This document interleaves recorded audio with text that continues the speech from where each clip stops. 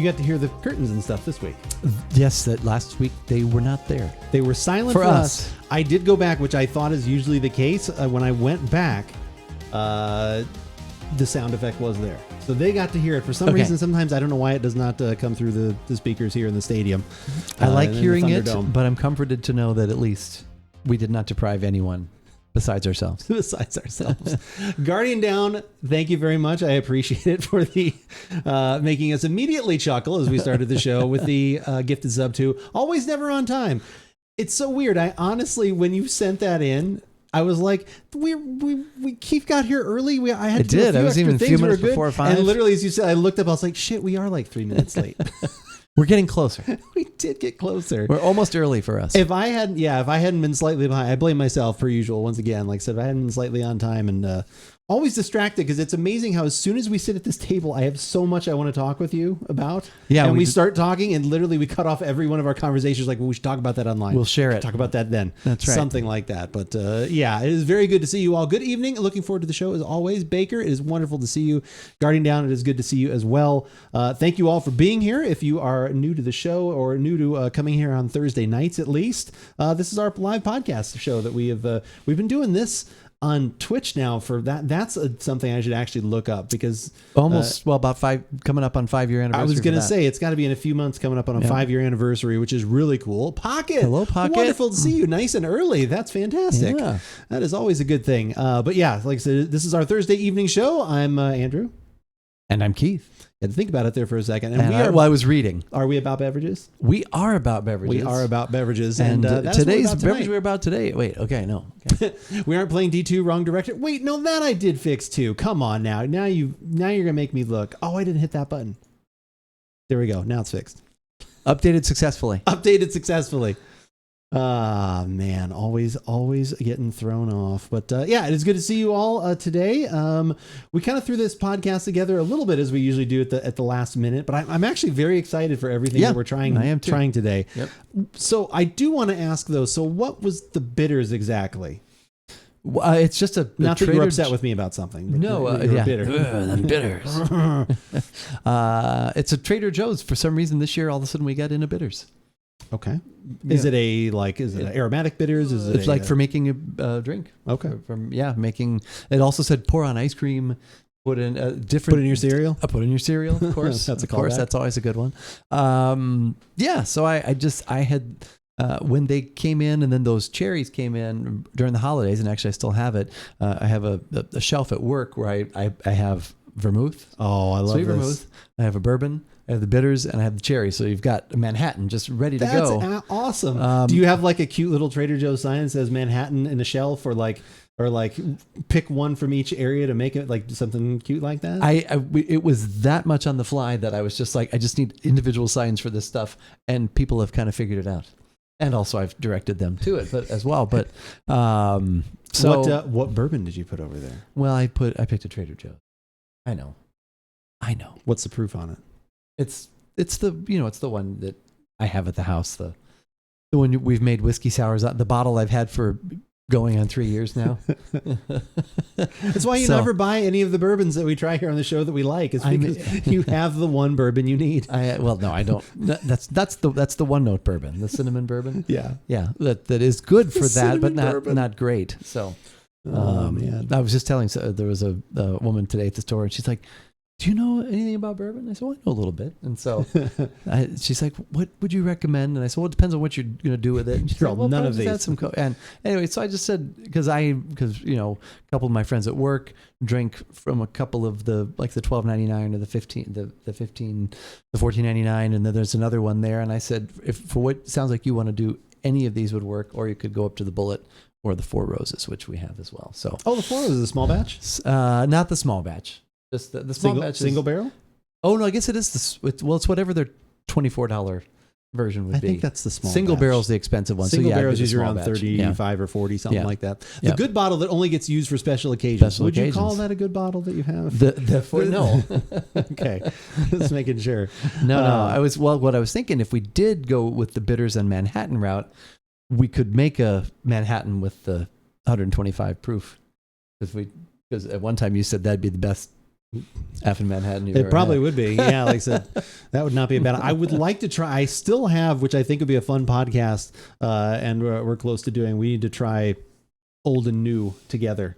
I will still be slightly vague, as I realize people could be watching, but we'll try old and new at some point. Old and new. Yeah, okay. Old and new. Excited. Last resort bottle. There we go. That's what it should be called. Right. In case of emergency, because someone needs bourbon. Yes. I guess it's okay to break into this bottle. It came from Providence, the one in Rhode Island. Oh, nice. No, wait, no, not that. Where the old world bourbons came, heavy in the air. Heavy in the air, yeah. All right. Well, we need a beverage, and then we are going to start doing what I have called Inception. We are going to. You're going to watch us as we watch ourselves, and you watch all four of us. Or you can just watch. They can just watch that top screen. They don't have to watch the four of us. I mean, they will see all four of us. We'll be there. They will see all four of us. You can choose to focus on one. Yeah. Or the whole thing if you so choose. Yeah, or we could cut it off. You could just watch two of Keith and only none of me, or something like that, or some combination. Yeah, you can do some sort of combination. Don't make fun of my state. They don't even sell alcohol at the Providence store. And not every store does sell it. Only 2 of the 4 in Tucson sell it. So, alcohol. Maybe you like even wine. He means alcohol in general. You know, like how that is with the state-run liquor stores. Yeah, I know they've got those. Yeah. Where does that start? Is there like a certain place in the U.S., or is that like on a state-by-state basis, or is it like if you're right of the or up of the Mississippi, like all of a sudden it's like you can't? Like, how does that work? Yeah, I don't know. I don't know how that works, or if it's because I know Pennsylvania, like usually, right. Yeah, like I don't know where those Maryland and stuff like that. Maybe, and obviously where Guardian Down is. Yeah. Like a lot of those states, I know have some of that stuff. It's time for those to be brought up to. Maryland had that. Yeah. I'm trying to think of what else. Brought up to date. Something. That just seems silly. Especially now with Saturday and Sunday going to be all this football on that people can be upset about. Yeah. Someone like Guardian Down that'll be watching the Miami Dolphins. I think they actually have a chance against the Buffalo Bills. Aren't they playing each other? Third string quarterback? I just have this weird... Sometimes you just have a weird feeling about a team. Okay. And you're just like... they've been struggling. Things have been going on. I just think that like something can be figured out. They played them tough both times. Certain teams just have a matchup against them. I'd feel better if Tua was out there, not because I wouldn't think he's probably going to hurt himself really badly. That wouldn't make me feel better. I'd feel better if he was throwing the football. But there's just something in me that says Josh Allen is going to screw up, because this should be the easy game for them. They should literally have nothing to like. This should just be simple. And I don't know. I have a weird feeling. Sounds like a $10 money line bet on that. I could easily do something risk like free. that. You'll get it back if you lose. That's the kind of game I would put it on. I would think it's like silly like that. Yeah, that's a big one actually. Got to travel 45 minutes to Foxborough to get alcohol at Trader Joe's. That's a drive. You can get a lot of other wonderful things at Trader Joe's while you're there, though, too. True. And while we're talking about that and getting other things going, I'm having my green screen folded. Green screen's on the way down. Green screen's falling down. Whoa. Let's grab the first beverage of the evening out of the AboutBeverages fridge. Oh, the AboutBeverages fridge. There it is, back there.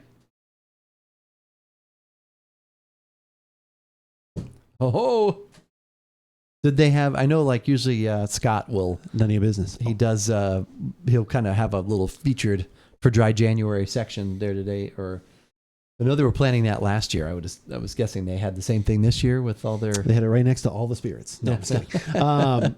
No, it is funny that you mentioned that. There are some, not huge tales, but some stories to be told about my adventures today at Tap and Bottle. Adventures at always Tap and wonderful Bottle. As always. Fantastic service. Saw Jason, which is always nice. But no, I saw this randomly, not in that section. I was just going through and looking at it, and I bought a few other beers while I was there, just going through and looking at stuff. And all of a sudden I saw this and I was like, oh, what's it? And I was like, oh, and I saw the can, which actually here, let's get that up there so you guys can all see what we're talking about. Boop. So this is the Arizona and the NA, since it's non-alcoholic for Dry January. It's under 0.5%, which I guess is technically non-alcoholic. And then, yeah.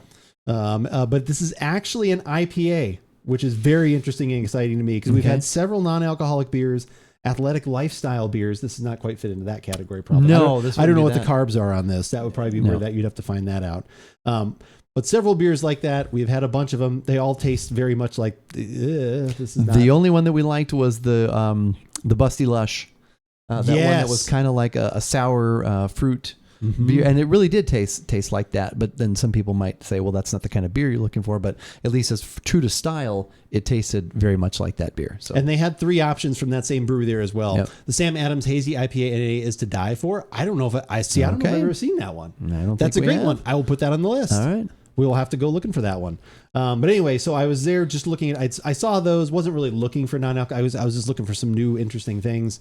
And like I said, found per usual too much. Lacumber had several I bought 3 beers from Lacumber. They had the current Project Dank was out. Okay. They had another like Rocket Hop IPA, and they had 2 different other IPAs, so I grabbed those because they're always one of my favorites. And they also meet the new Keith and Andrew. Boy, it'd be nice to find something under $4 in a can. Ah, yes, $3.57 for those. Okay. It was. I almost did a backflip, but I would have hit the spirits that were behind me at that store. But anyway, so I'm just looking. I was like just about to be done, and I was like, oh, maybe I'll grab one more thing. And then this one, literally by all the other IPAs, was sitting right there. This one also under $4. I think this one was right around $3.50, which was kind of nice too. Again, still expensive to some looking for beer, but for us, with what we pay for the things we try here, that's practically a bargain. And I got it. And so then as I was checking out, which like I said, Jason helped me with, he was going through and he's like, I just want to mention, he's like, you do know this one's non-alcoholic, right? And I said, yeah. And he's like, oh, okay. He's like, because I didn't have enough room in the other section because there was so much over. He's like, so I put it in the regular one. He's like, so I'm just kind of making sure that. I said, yeah. I said, it actually jumped out to me for that reason. I did know. I said, because we were going to do a podcast. He's like, oh, cool. He's like, yeah, we've had some people. He's like, not as many as previously looking for things, but. And the coloring is actually pretty good as far as like a nice like Arizona sunset there. Arizona sunset. Definitely on the lighter side already, as you can tell. Very definitely to look at. Not. I don't know if that helps out with what I am going to give you information wise right here. Actually, exclamation point beverage command in chat if you want to see the links to all the things. I will put it in there for you. Those are all the things we're going to be trying tonight. I also have a separate link for when we watch the video here in just a minute of our special podcast that we recorded off air. We'll talk about that in a second. But anyway, the Arizona one here. Yep, drunk you can always use, of course. Drank, I think, was also an option. All these options that'll pop up for. Arizona is so this one is the first non-alcoholic IPA made in Arizona, true to the Wilderness way. Arizona Wilderness Brewing, obviously, is the brewery, which we like. A lot of their stuff is really, they do everything from sours to stouts to IPAs to all kinds of things. Their usual malt base that they normally use, hop forward, bright citrus medley. But then the part that I wanted to talk about, fermented it with a special yeast strain that doesn't produce alcohol. That sounded very interesting. That's what I'm sure yeast that's does. how most of them work. Crocodile, how's it going? Non-alcoholic IPA. We were trying one of these, like I said, complete coincidence. Like I said, it wasn't initially because I was like looking for a dry January thing or whatever. Like I said, a lot of people do that kind of after the holidays and everything else. Let's scoot that over just a little bit. But like I said, it just happened to be there. And again, it put together several things. An IPA, which sounded interesting, and again, a brewery that we do like quite a bit here at About Beverages that is local. So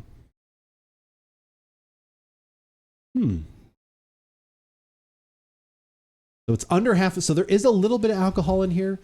Different people have different definitions. Like I said, if you are actually an alcoholic, or if you're, like I said, any of that, some people that is still even too much. Yeah. So this is probably more for people that just want very little alcohol but still want to have a beer. So I always think the term non-alcoholic is kind of weird, since there is some in it. I guess it must qualify for that, but yeah. Or maybe they just have, maybe it's a disclaimer sort of thing, even more so, but yeah, percentage is listed. It is it is under, they have a little symbol that it's not actually even there. It's under 0.5%, which is what you can do. Like I said, so there is still, so I don't know, can you actually sell alcohol to a minor? Can you sell a non-alcoholic beer to a minor? I got carded the other day when I bought more NyQuil for my wife.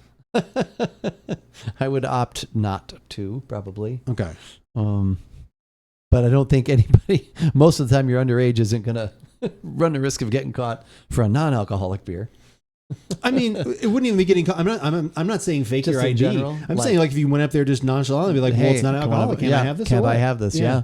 So, yeah, I wonder if that's just like a disclaimer or thing almost, so they can't say, because it's fermented, you can't say 100%, because even like kombucha, there are kombuchas made with a slightly higher percentage, but then even the ones that don't say that you can sell will say may contain a small amount of alcohol. So I wonder if it's just but anybody can buy those though, right? Yeah, but anybody can buy those. So. Okay, yeah, so that probably fits in that same category. Yeah, O'Doul's even has a 0.5%. Yeah, like I said, so that's what this is. This one is, like I said, it's under 0.5%. I'm going to double check the can again since we're talking about, less than 0.5% alcohol by volume. And this is a 1 pint can. And again, it was right around 350 or whatever for this. The initial nose to me seems kind of on the tartar side, like kind of tart citrusy side. Well, some little remnants of that sunflower, like I used to talk about in the daytime from Lagunitas. What this reminds me, and I've had a couple of them this week, is the Hoplark, the hop tea. Oh, okay. Has that, because they actually do have and they've got at least 4 or 5 different kinds where they actually add the hops to it, and it's just tea in with that. So this reminds me of that because I've just had that aroma. I've been present with that aroma the last few days. You've been in the presence of the aroma. I've been in the presence of the aroma. But yeah, the aroma is nice on the lighter side. I would almost think it's like, to me, this, if you hand this to me, I'd say, oh, is this a hoppy sour? Yeah. Like right. So just because a little bit of the lemon coming through in the citrus. Maybe it's just because the malt is so light, just more of that hop note is coming through that would kind of get mixed in a little bit more. But all right, taste. I think he's going to try it.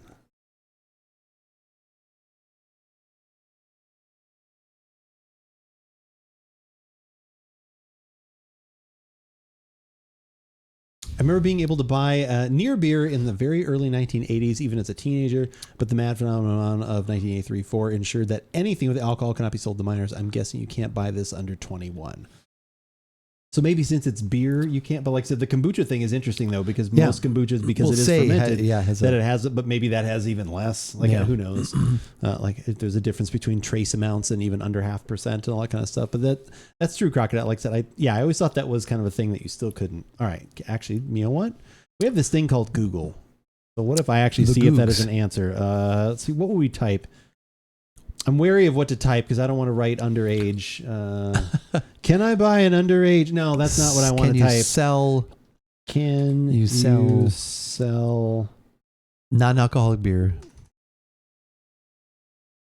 to a minor? It even pops up right up there. Well, to under 18. But. You can drink non-alcoholic beer and most alcoholic beer in most states across the USA. However, as in the case with drinking for under 21 individuals, you need your parents' permission to drink non-alcoholic beer, as they have to be with you when you're drinking.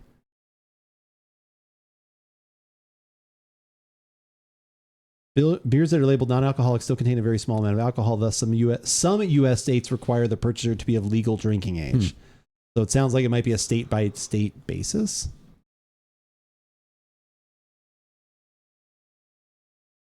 Can minors buy non-alcoholic beer in California? Formally, there are no laws regulating the sale of non-alcoholic brew or non-alcohol wine to minors. However, California authorities strongly recommend establishments not make those sales. The beverage is not considered to be an alcoholic beverage if it contains less than 0.5% alcohol by volume. So it sounds like you could, but they'd rather you didn't. We prefer not. Alcohol service regulations. Why do we need an ID for non-alcoholic beer? Can kids drink zero beer?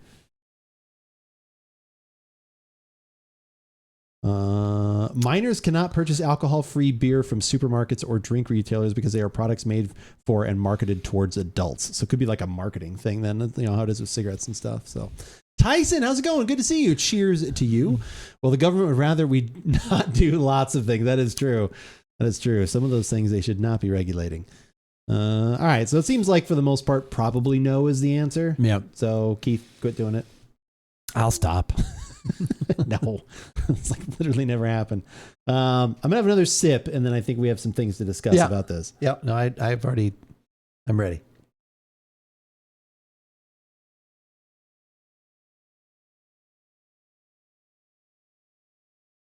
It tastes like it's missing the alcohol. And the malt. And the malt. And to me, it's very, very, very similar to the hop teas. Okay. There is just that, the hop coming through. I like it. I don't, and maybe this is as close to a. I think this might be as close as you're going to get. As we're going to get, but I like it. I would just also, depending on what's cheaper, I would grab the hop tea because you can find those for like Actually, though, they're surprisingly expensive too. They're like around $3 a can. Okay. So it's slightly more than that. It's slightly more than that, but that's very, very similar to me. I've not had one of those in a long time, probably since we podcasted. Maybe I'll grab one. Did we podcast? I know we did the hops water. It was the Hop Lark, wasn't it? The Hop Lark, yeah. We definitely did. Okay. I don't know if it made an official podcast or if it was just one of our, on the archives. You can go in the archive, search for it. It's probably up there. You go take a look at YouTube and find out. But this has a little bitter at the end. Yeah, there is the hop bitterness. I think the hop flavor is good. It just it tastes very watered down. Like I don't know if that's just what happens when the yeast only doing a certain. I mean, I don't know. Yeah, it said it doesn't even ferment. You said it doesn't even. It says it's because yeast. That's what yeast does. Well, it says a yeast strain that doesn't produce alcohol. So I don't know what it produces when it. I don't know if fermenting can be done without. Then that byproduct, like I honestly don't know. Like I said, you would have to science. Like I said, maybe science. Yeah, like if you were watching the archive version of this on YouTube, or if someone here in chat can enlighten us, please definitely comment down below. We're always willing to learn more. Maybe we should just reach out to Arizona Wilderness, see if they want to come on the show and talk about it. Sure. And then we can tell them that their beer is a little on the lighter side. This is probably one of the best of these that I have had. Yeah, for sure. Yeah. I would not finish drinking it, but it would definitely be one of those ones, like I said, if alcohol to me is not a concern at this price point, I can find things with a lot of other flavor. So I think you have to be in that category of, I don't want alcohol because I'm either, detoxing for some reason or, any one of number of reasons.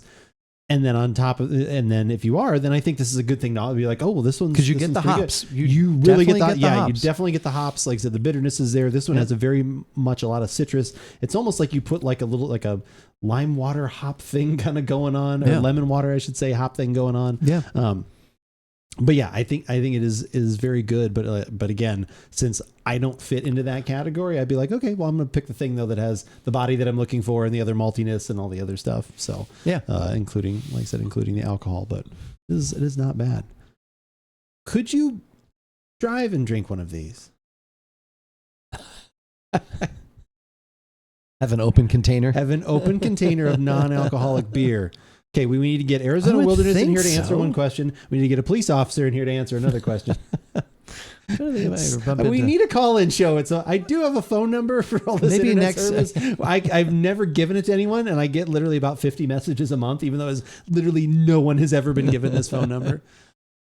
Now you're just being a smart ass. No, I'm being half serious. I would never do that anyway. Like I barely even drink water or something when I'm driving around. So I would never do that. But just as a thought experiment, I would be interested. It'd be worth asking. And every once in a while, we have issues where the Oro Valley Police Department comes to the store.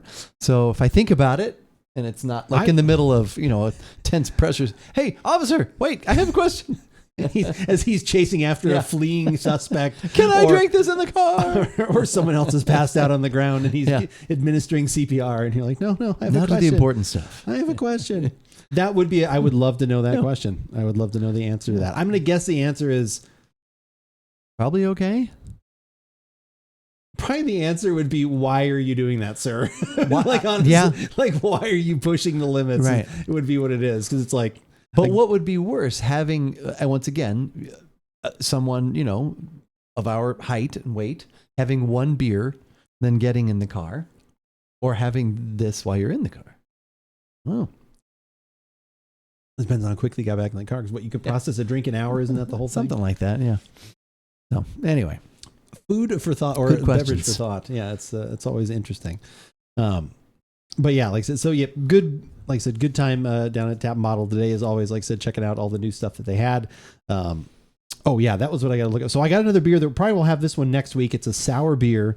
It looks like Avatar stuff all over it. It's like I need to look at, or maybe can you Google what did I say it was? Soda inspired style beer. Let me look up the name of the brewery, and then maybe that'll help a little bit more.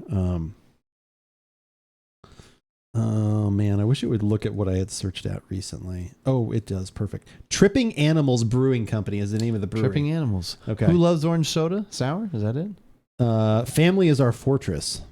Oh, okay. Tripping Animals Brewing. It says fruited sour, but it said soda inspired. So I didn't know what that was about. I know Crocodile. Yes. My reaction is yes as well, because there was one that was not that way, but it did not seem to get as highly rated. And then they had these two other ones. One of them was called Mangonificent, which I thought was kind of funny. Well, that's a good name. And then, like I said, Family is Our Fortress was, like I said, definitely Avatar stuff when you see the picture next week, 'cause that's the one I got. But it's like a soda inspired, but it's blueberry, and they use blueberry and lemon. So I thought it sounded very interesting. They had several beers from them, not only in that section, but in some other sections too. So that must be kind of one of the newer breweries to hear. But yeah, it was... Let's see if it says anything else. Soda-inspired sour ale. I don't know what the soda-inspired part is. Like a soda fountain where you'd like take different flavors maybe, or... but yeah, this one got very high ratings. And again, if you like sour beers. So there's the only thing that's going to be exciting though next week. Let's see if someone must have had a... Oh, no. 8. It's got a... Doral, Florida. Got a good color to it.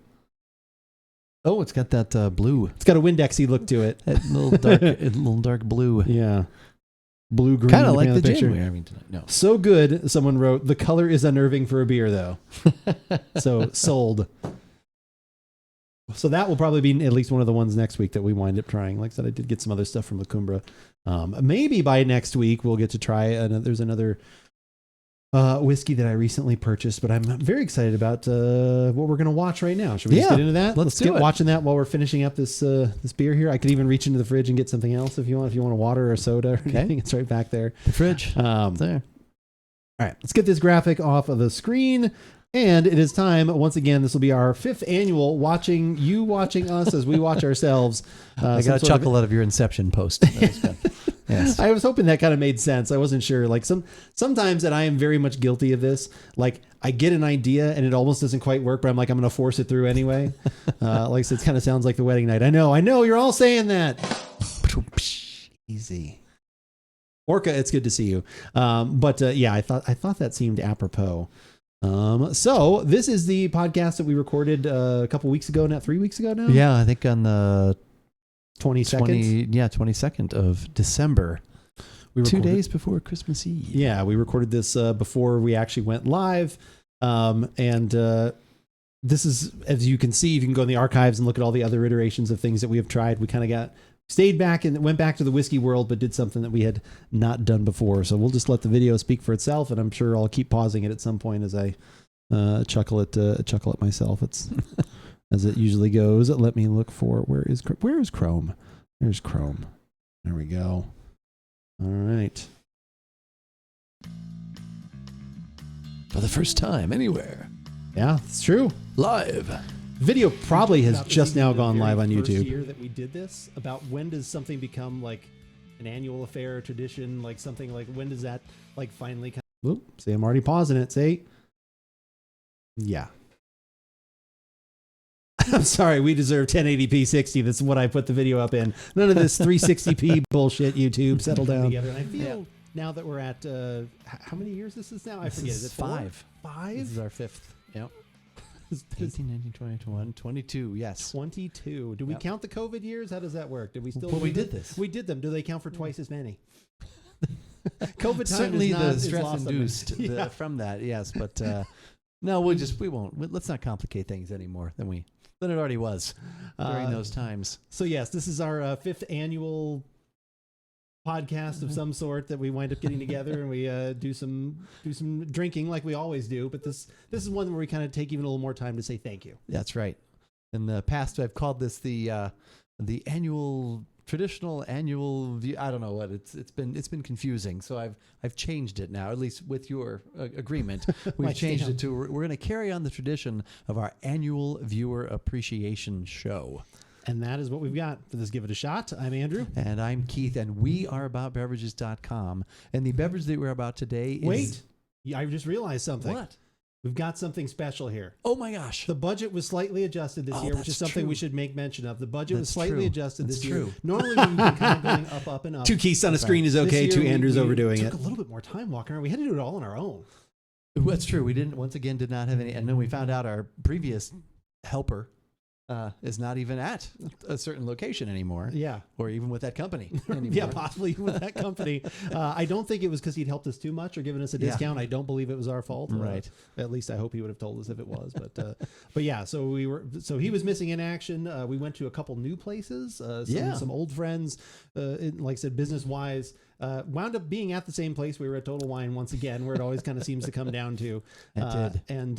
And so we kind of went more for something that really jumped out at us. Like I said, we found some things that were a little more expensive again, going back and forth. Yep. And then at some point you just kind of looked at me, you're like, well, we need to pick the one that we're excited about, that is interesting to us. And maybe we can do something else with the budget. And we figured out something to do with the budget. I totally forgotten. It's been so long, but I'm so excited to have this particular guest make another appearance. Yeah, there was only so much extra budget there, so he won't be here for very long. But like I said, presenting once again, now you can tell them exactly what spirit we were about to have. And in the spirit of that, we will be trying the Barrel Bourbon Batch 33.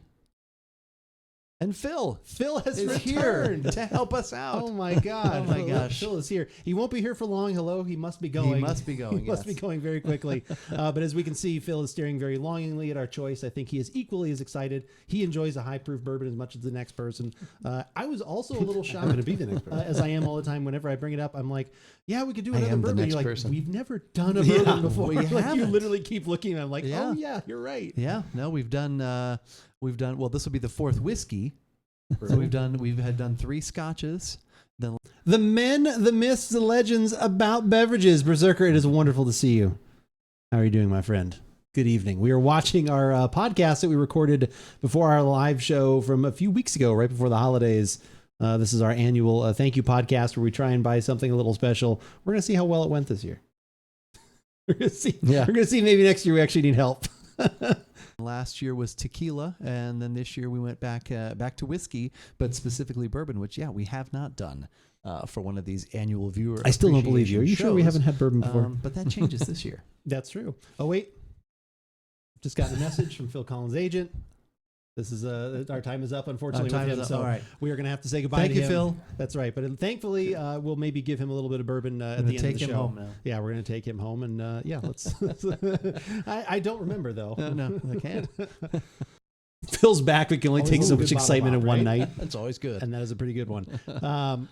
So Barrel, they actually do not, I don't believe, distill actually any of their own spirits. They're one of those ones that they kind of go out, they take from others that either have, I don't want to say like overrun, that sounds like a bad. They steal. They go out, they select the best of the Middle of the best night, what they steal wanna barrels. use. And then their biggest thing is everything is usually some sort of either barrel proof, bottle proof, whatever kind of term you want to move. It's going to be Two bevies, one fill. That's about the right ratio. Yeah. That is the right ratio. So, like I said, that is kind of their, at least that is their stamp, is that it's going to be a higher proof thing. They have some new ryes that look really interesting, but this one we kind of wanted to get back to the classic. I wonder if I can get a there were copyright a lot strike of for that. We're different watching our own video. Choices that we For us. things that we went through, we kind of whittled it down, and then we went back and forth. We're trying to, like you said before, incorporating price and this and that and the other. Will we do two things? Should we, what was it? But ultimately, this was one, and the one we selected because it was hitting some of the it was checking off some of the boxes for us there of things we wanted to try. I've never actually had anything from Barrel.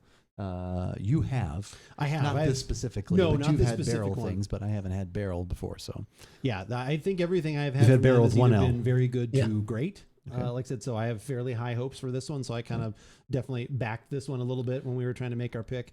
But some of the information, which is on their absolutely fantastic website, you can go and look at previous batch releases. Try to look get at a specific strike batch, for batch science release. We'll have the purposes. link down in the show notes. We'll find out. If you're Archive will watching go this up on archive Tuesday. YouTube. If you're watching it on our website at AboutBeverages.com, it'll be in all of those places.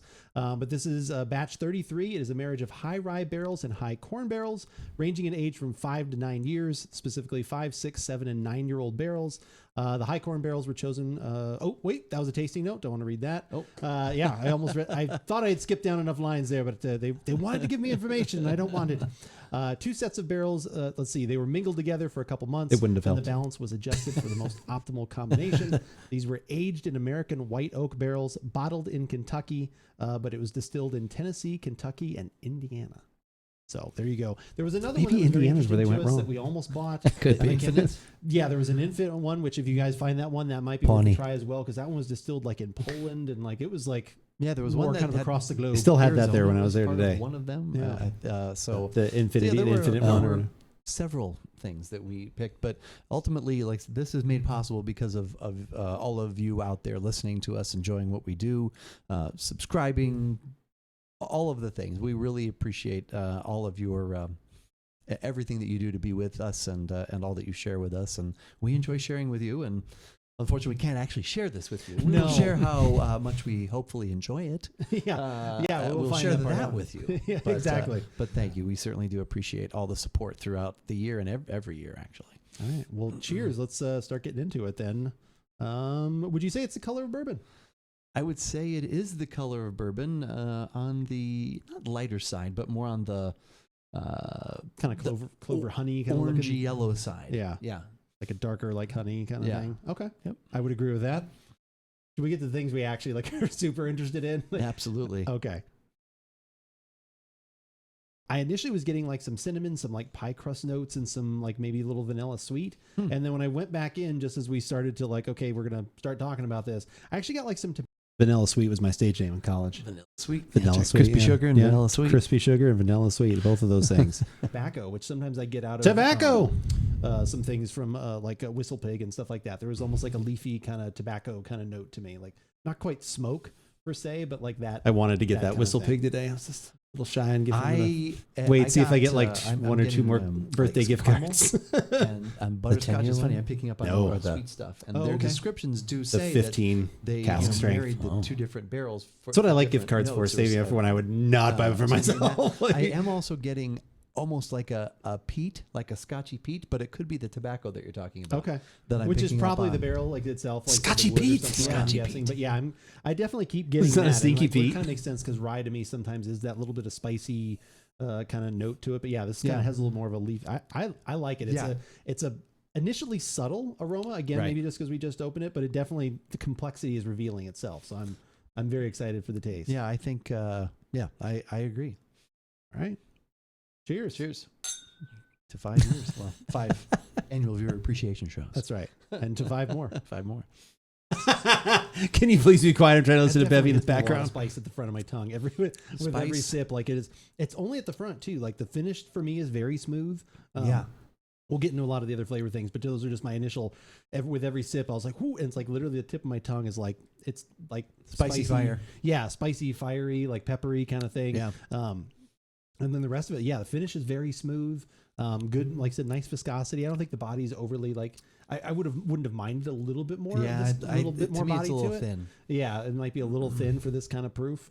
But yeah, those are my initial quick thoughts. What were you getting flavor wise? Feeling it right here. Yeah, it's nice and warm. No, I agree with everything that you've said. There's a lot of spicy fire on the front of the tongue. The finish is smooth. Like I said, I was hoping for a little more viscosity in there. I don't know why I associate dollar with viscosity, but but that's not necessarily. That doesn't necessarily. You're expecting this stuff. Also higher proof, right? I would say that to me. I agree with you because, like I said, I expect when I am like start getting into the like upper echelon of like over $75. Like I don't know what that dollar amount is gonna be different for everybody, but for at least for me, like when I start getting into those upper echelons of dollars for whiskeys and bourbon, I'm in my head thinking like I should be getting the things that I can't get out of my $40 and $50 bottle. So to me, that is usually viscosity or body. Like I said, finish, which is what we talked about a lot with some of the scotches that we've had.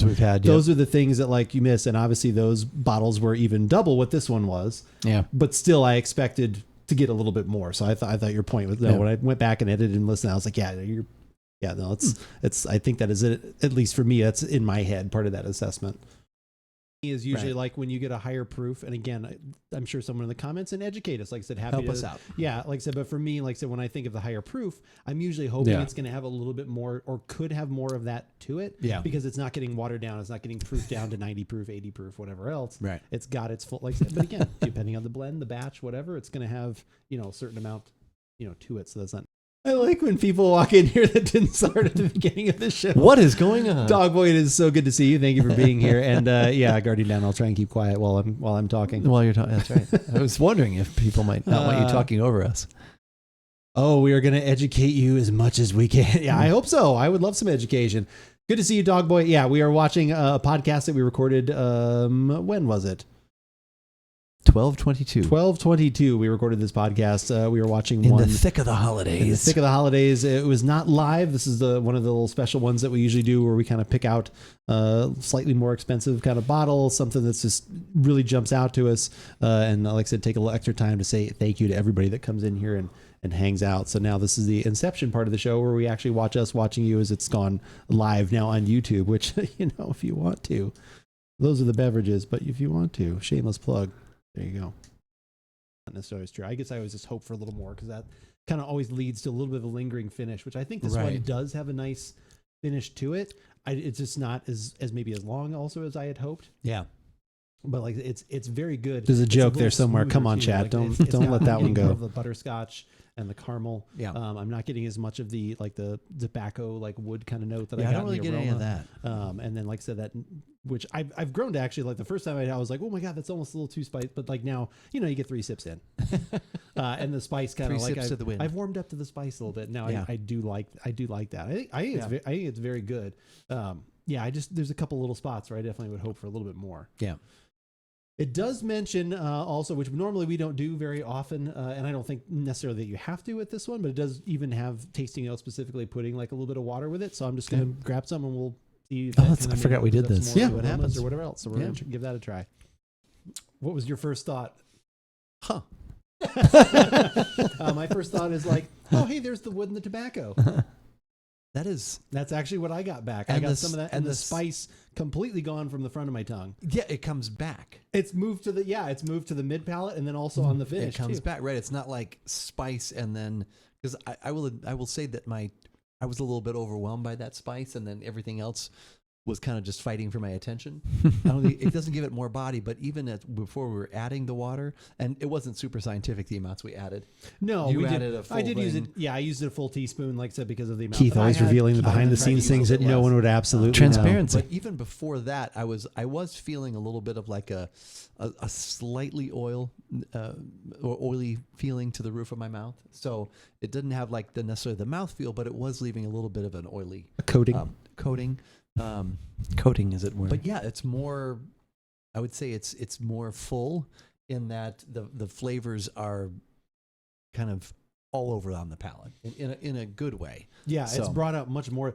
Yeah. I do lose some of the sweet and butterscotch, so that we get like it almost kind of like it kind of flip things around. Like now the subtle notes are like the sweet notes, and I'm getting more of like the oak aging, maybe a hint of vanilla and some of that. Very interesting. I'm glad we did that. Yeah. That is very unique. Too. So we can turn that one bottle into 2 bottles. Into 2. No, into a third more, probably. Actually, we could probably top that back off. And when we give it to our brother, we can claim that we didn't even open it. We didn't like re-plastic, like heat seal it or something like that. No. Damn it, he probably watched this podcast and he already knows. But he's not going to see it till after. That's true. Unless he's watching right now, which pretty sure he's not. Actually, he can't because we're not live. That's true. Yeah, exactly. It'd be very tough. If he was watching us right now, I think we'd all be more than a little bit surprised. That he's got a camera somewhere. Could be. Maybe he also paid Phil Collins to be in here then as well. Yeah. All right. Well, yeah. No, that was. I'm glad we did the reverse of that. Yes. I would have liked a longer finish. I would have liked a little bit more there. That's kind of what we've been very lucky with all the previous years. Yes. That we kept getting a little bit extra there and like sitting, we were just like, oh, and then this comes back around. Yeah. Whereas this is kind of like we got all the flavors that we did, and then the finish is kind of done. Yeah. So that's I would say that's a little bit of a disappointment. Yeah. Which is unfortunate. I blame Phil. Like I said, we could have budgeted a little bit more if we hadn't brought him back, I suppose. Yeah. So it's a little bit his fault though. But if you want to see any of the other ones that we have done for our annual podcast. All right, we don't have to watch the rest of that because that's just us wrapping up, which you'll see at the end of this show as well. So why do that 2 and 3 times? That was the thing we even commented on because we went back and when we took that over to our brother's house, like I said, for the holidays and stuff, we sampled a little bit more of it, tried some with him. Do you kind of remember any of the thoughts that you had going on? Like I think there was a little bit more. Maybe because my expectations were adjusted. Okay. I just remember thinking, okay, this is better than I thought, but I don't specifically remember exactly why. But I had forgotten how much almost better it was with the water, which was weird because usually we don't I would actually, at least that night, that would be the way I would have wanted that. Now, going forward, maybe the bottle's been open enough and things have changed a little bit. I wouldn't need to add the water to it, but I had forgotten of those changes. So, yeah, the spice was kind of different again when we had a little bit later. Kivo, how's it going? Good to see you. How are you doing this fine evening? Yeah, the spice kind of had mellowed a little bit, even just that few days later, which is something we always talk about, like with some of the higher proof bourbons. And I have seen talked about where they, say even just some of the whiskey that's up toward the neck is almost like a different flavor than what's down below. And you got to kind of refresh that around and stuff. Yeah. So got affiliate today. Nice, Kivo. Congratulations. That's awesome. Congratulations on the affiliate. That's fantastic. Affiliation. The new song for that. There we go. There we go. Oh, Phil, Phil, affiliated. Oh, we are affiliated. We are affiliated. Okay. Not watching it again. Seeing if I can get this updated, so then I can just. I don't have to worry about this later. Is it the right one? Does it remember? Hold on, because it does remember. In a second there. But yeah, that was the thing that, we had just hoped for a little more on the finish. And that's probably still my biggest disappointment in that one. As it just kind of didn't have, like I said, it was almost a little too smooth in a way. Not that smooth is necessarily going to, you can't have smooth and a long fit, but it just, there was just a little something missing from that just kind of didn't make it a home run. It was still good. But then once you kind of took in the price and that kind of stuff, I was kind of like, yeah. Is that going to be the shot? That is the shot that's on there. Oh, my God.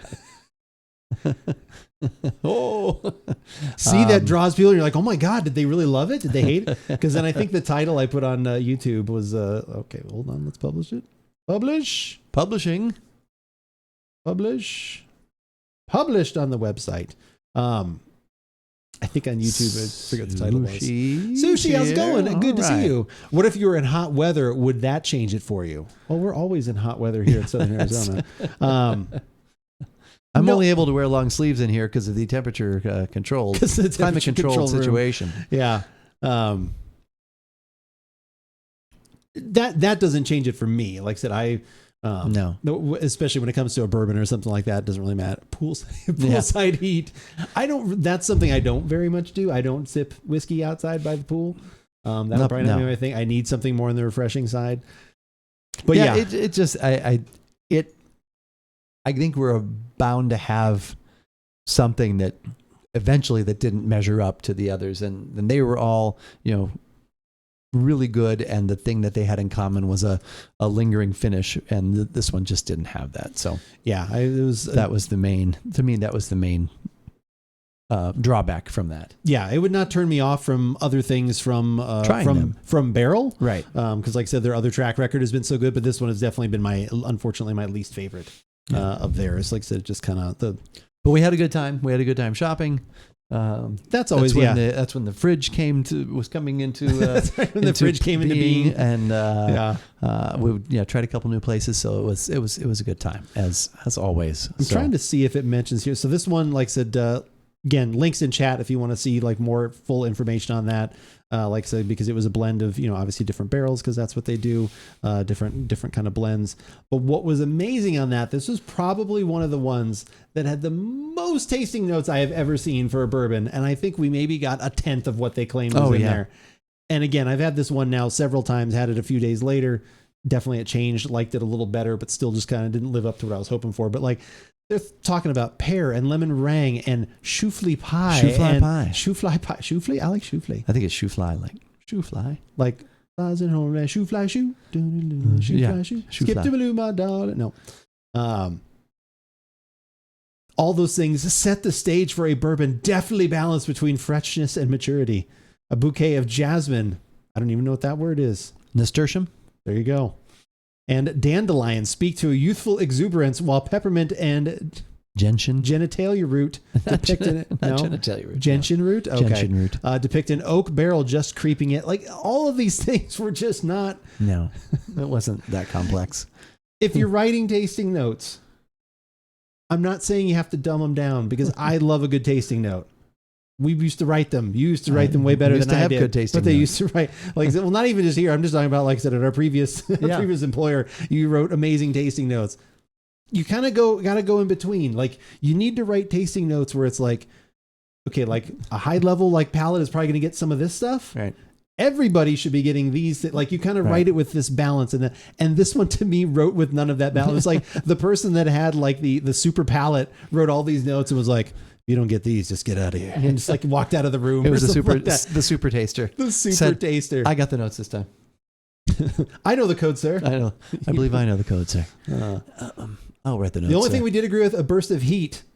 There was a burst of heat. Finish. Yeah. Oh, but that says the finish. I didn't think the finish was that hot. No, the finish wasn't hot. The palate, champagne, applesauce, and candied grapefruit peel. Wow. I wish I got those things. I wish I had. I wish they were there. Of those things. I do. Excessive. Oh, so the only champagne and applesauce. That's swell. Edamame. Oh. They claim edamame on the nose. What the fudge does edamame smell like? If you don't put garlic and butter and everything else, it just smells like, I guess, like a vegetable. Edamame has a kind of distinct sort of aroma to it, but it's maybe your edamame, mild. But not mine. Yeah. Well, it's because I let it sit outside for a while. Oh, okay. Yeah.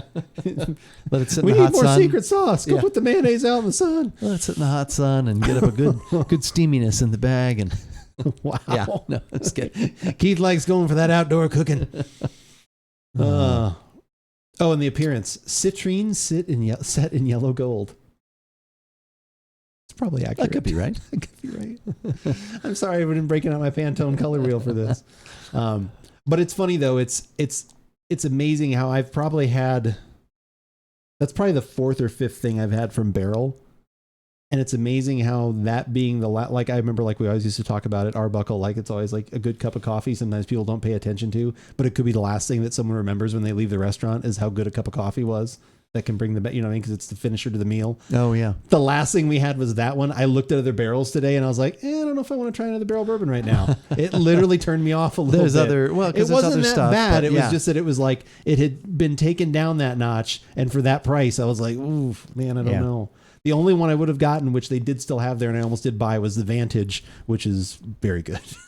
So that one, since I know and have confidence in it, I would buy that one, which I should have. But I did see at Costco the other day, they had which you had mentioned to me, the New Year's one. Yes. They had the New Year's one, and there was one other one they had too. I think they actually had the Vantage there too at Costco, because that was a little bit cheaper. And like I said, but I did see that Total Wine. But I did pick up a Knob Creek today, so that might make its way into a podcast shortly, but not before Berserker, who was just in chat, not before we get to have it together. So, oh no, Barrel say it isn't so. It was good. It just like, it was one of those things, a little bit of the air came out of the sail of something that was like when Keith and I were looking for stuff, I was like, oh, I would try anything from that. Like now it's like, well, maybe I wouldn't try anything, but, you know, maybe I would wait to hear the review next time, but just not read their review. But yeah, it's always super fun going out and looking at that stuff and you know, trying something new. And like I said, who knows? Maybe next year it just means we go back to Scotch. Could be. Return to Scotch. Might be a return to Scotch. Go back to Scotland. But what we do have here for the tasting, we've got to go pick up got a gin, a brand new gin we're going to have that I'm very excited about. It is hopefully it tastes as beautiful as it looks. Like I said, there was no coloring used in this gin. When you see it, it's actually gonna be pretty amazing what it looks like. And like I said again, hopefully the flavors come through, because you know how much we here like a good gin. This was recommended. We should have I don't have a shirt. Have your degenerate shirt. I should have had my degenerate, but I think I wore that like 3 weeks ago. Like I'm always very self-conscious about YouTube. How many times I wear the same short? The New Year's one was good in the past. Yeah, like I said, that one, like I said, had been very good. But yeah, they have more of those. They had that at Costco, and they had the other one. Edamame in shoe fly pie. Yum. I don't think it was in there, but yeah, all those flavors supposedly were kind of cobbled together. Cobbled, actually, which I think they mentioned was also in there. I think there was leather and there was apples. So they cobbled that together. Yeah, quilted together. All right, we're going to take a quick break. I will put on some music and we will go grab a couple glasses and a new gin. So we shall be right back.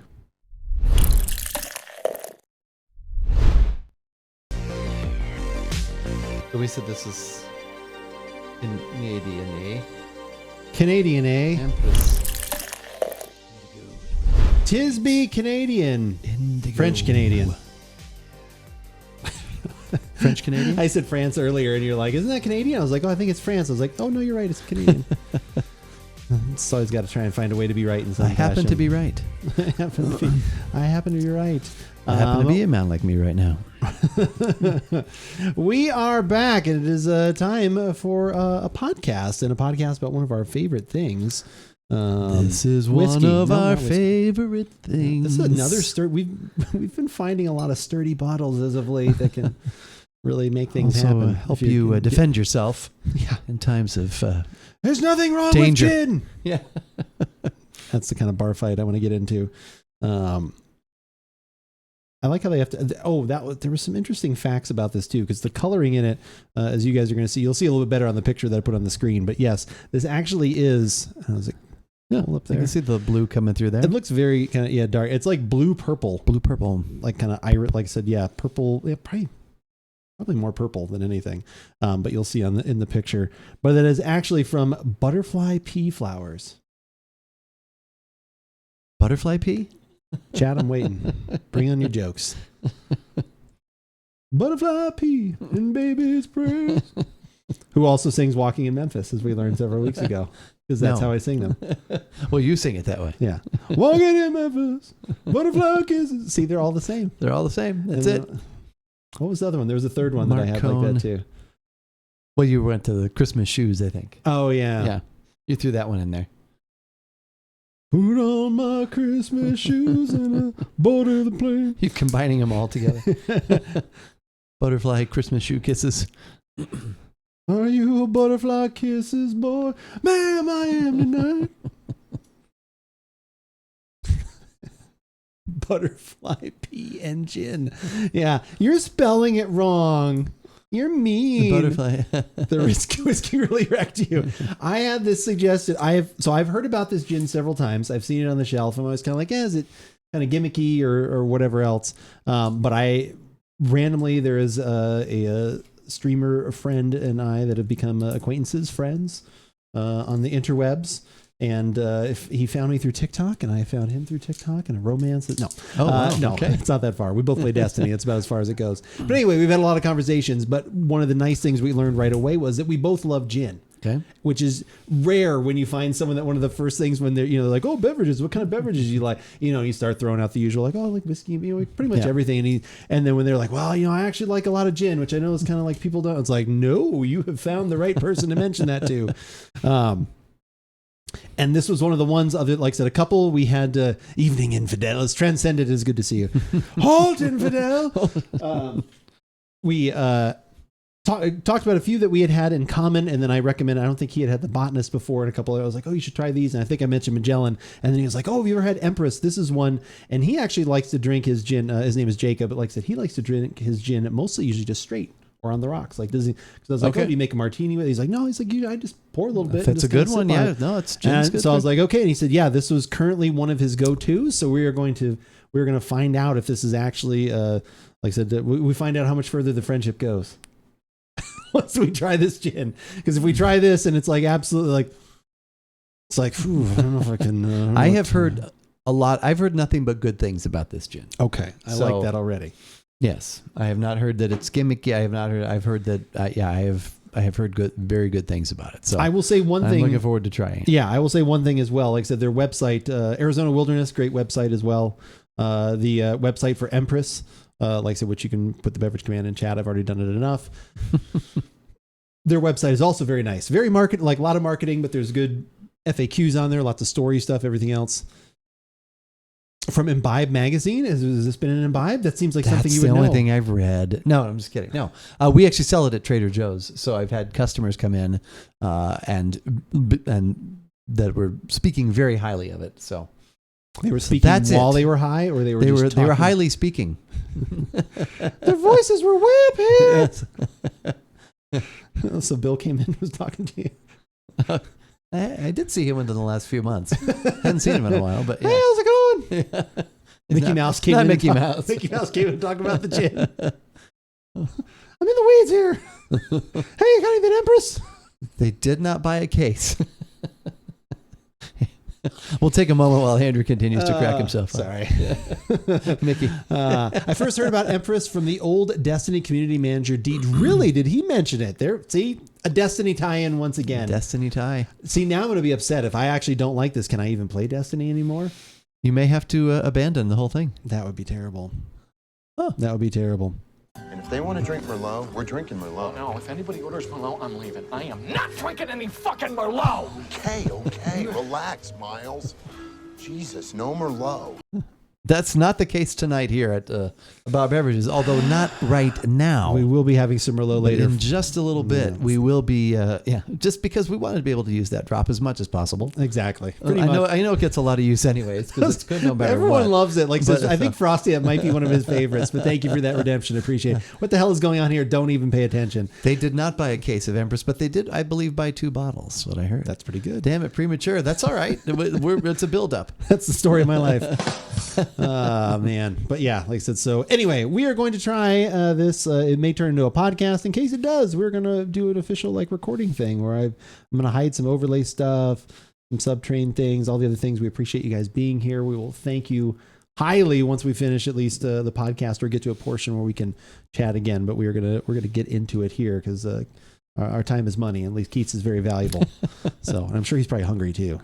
You're usually hungry when you come over here, aren't you? Did you get to eat today? I did. I got to eat today. Did you have a late meal? Okay. All right. It's been nice, actually, your schedule. The 6 to 2 shift. Can you demand that all the time for the end of time? Things have a tendency to change, but at least for right now, it's very working nice. All right. Yes, it is working for sure. You're taking what you're given. For sure, because I'm working for a living. There we go. Keith has some elk. No, the elk is gone. The elk is gone. I have some bison left, some bison summer sausage. Oh, I thought he was saying... I didn't know what elk meant. Elk. Eat, drink, man, Keith, woman. He has some elk. You had elk. Elk. He has elk. He also had pilk, too. Yeah, we did. We pilked and we dilked. And we frolicked until the cows gave more. I don't know. Oh, my God. We haven't even had anything to drink tonight. It's been non-alcoholic beer so far. That's the stuff that'll mess you up. Bad chicken mess you up. Bad chicken mess you up. Dear Lord. All right. No, I have not eaten the filet yet. I have not had any of the other stuff yet, Frosty. No, we're probably going to maybe next week do the burgers, I think. Saving the filet kind of for a special occasion. For a special time. I hear talk of Empress. Jacob, oh my God, Jacob's actually here. So now we're actually going to be trying the Empress in front of the person that recommended it. Look at the color of Is Jacob's. Why he picked that? I don't know. Is that... It's very similar. His name. I don't know. Sometimes names show up differently on everybody's screen, but at least Jacob's name on our screen right now. Green. Well, us, yes, but for us. if you I see what you're saying. There's weird things like that because if you're on our screen, our screen, Jacob, your name almost looks like the color of this bottle. Did you pick that on purpose? Oh, see, mine is gray for me. For us, it's like a blue purple. It's an Empress. It's Empress. Jacob shows up as blue. Okay, someone else says the same thing. Okay, good. All right. So we're not as crazy as we think. Podcast. All right, it's time to go. Let's do it. You want to kick it off? Sometimes I feel like I just take over the whole front part of the show, and I feel also I'm just talking and talking. I'm like, man, I should shut up. It's what they don't you do. Hear You're me good at it, but they don't want to hear me anymore. They've heard I me just for come in 3 here days. and I go, you can't fanboy over your brother. I'm not worth it. He's good. He's good at this. Sometimes I have something to start, but I don't know. No, if you've got something, I'd go with it. I want to talk about some gin over here. No, we're not doing it. So Mickey Mouse walks into a bar. He's got a sheep under one arm and no, I don't. Yeah. Mickey, you can't divorce Minnie because she's crazy. I didn't say she's crazy. I said she's fucking goofy. Forgot about that. Oh, man. Good times.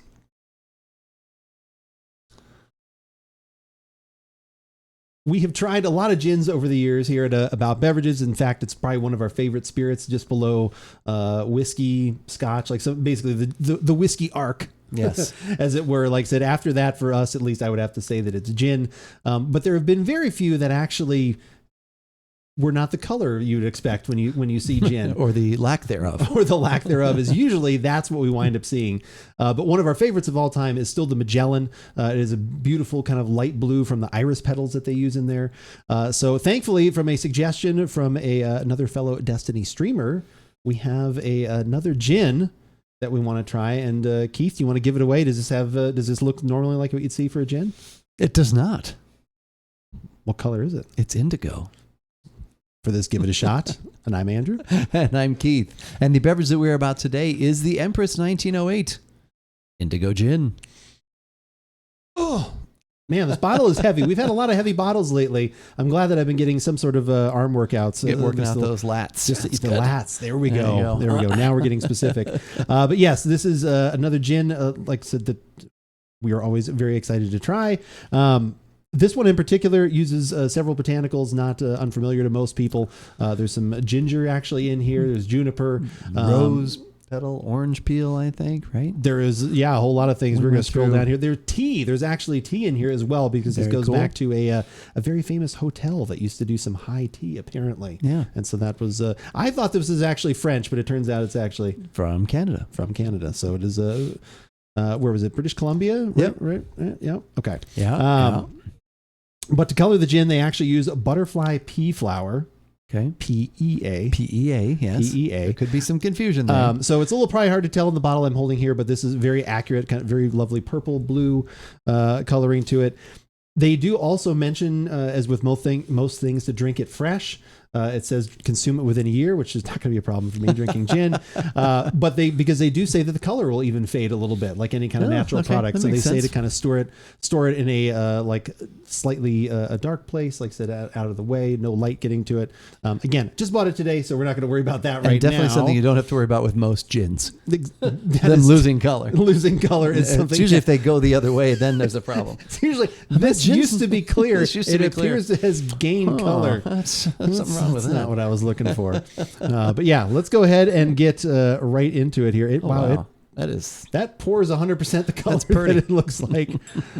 Sometimes with the Magellan, which is again one of our favorites, that actually does have a color to it. When you pour that one, it gets even lighter because it's a very light blue. Yeah, that light blue. But it's very pretty. Makes a wonderful martini. Nice peppery note in there.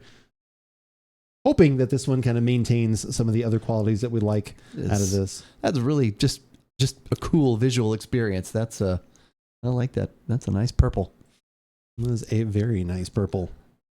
It's very weird. It's a little bit more. I know. Yeah. Okay. Like you said, should I say the price now or should we say it later? Yeah, I think that's usually a good reveal for later. Okay. We'll hold on to it till later then. All right. Let's go to the aroma.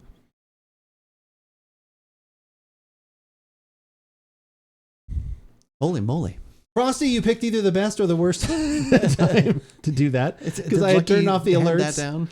Oh man, I tell you, Frosty, thank you so much for the 10 gifted subs. That is super, super nice.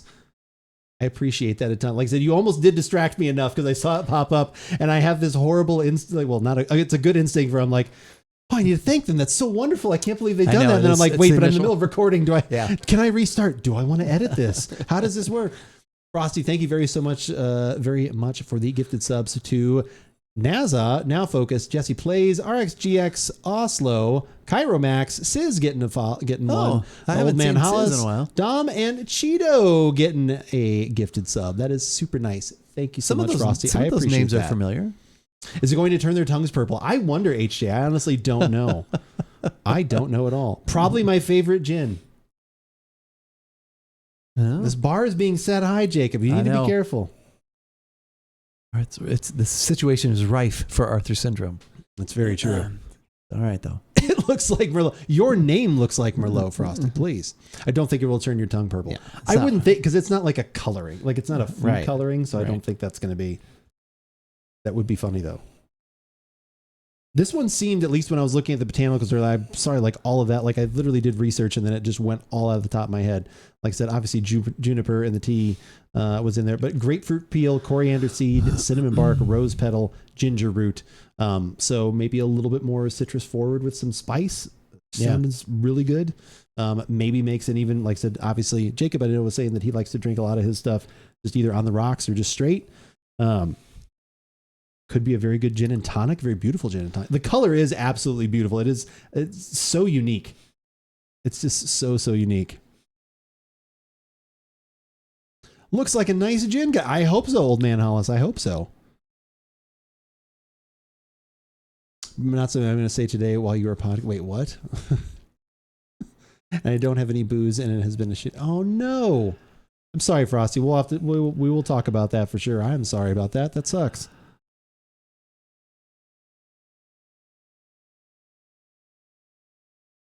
Ooh.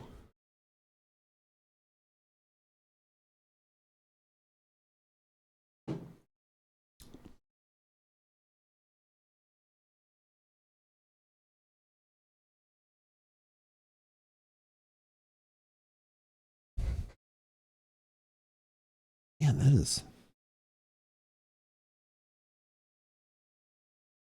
Okay.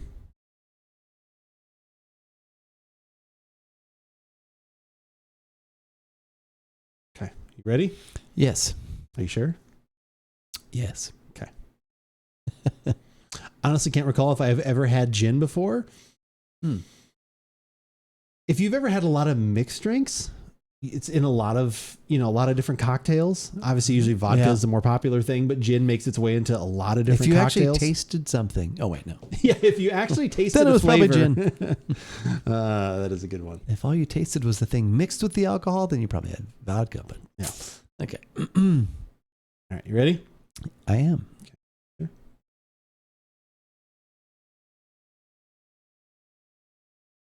Can really smell the purple. Yeah, oh, wait, exactly. No. Yeah, it's it has like a dry erase marker aroma. No, I'm kidding. 100%. No, this is very complex. It is very good. Like I said, some of the ingredients that we read out, definitely the juniper always kind of comes through, which is great. That's what I am looking for. You want that to be the staple. But there is some nice citrus notes coming through. There's a little bit of sweet. And I'm definitely getting some spice coming through too. Yeah, I do think I'm picking up on the grapefruit because it's kind of like a lower citrusy note, but everything's very well blended. Mm-hmm. There aren't like one or two things that are like screaming for your attention. It's like it's a bunch of things that are like they're harmonizing in there, and yeah, they're the juniper, what you want, the grapefruit to me. There's a little bit of a spicy something in there, a little bit of spice, and then just has a really nice aroma.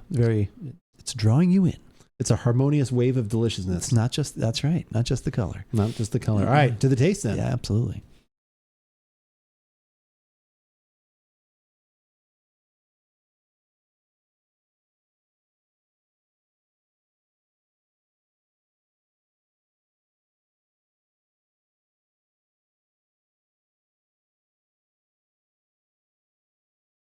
There's some very good starter gins, but they can vary in base flavor. Yeah, like I said, gin is very.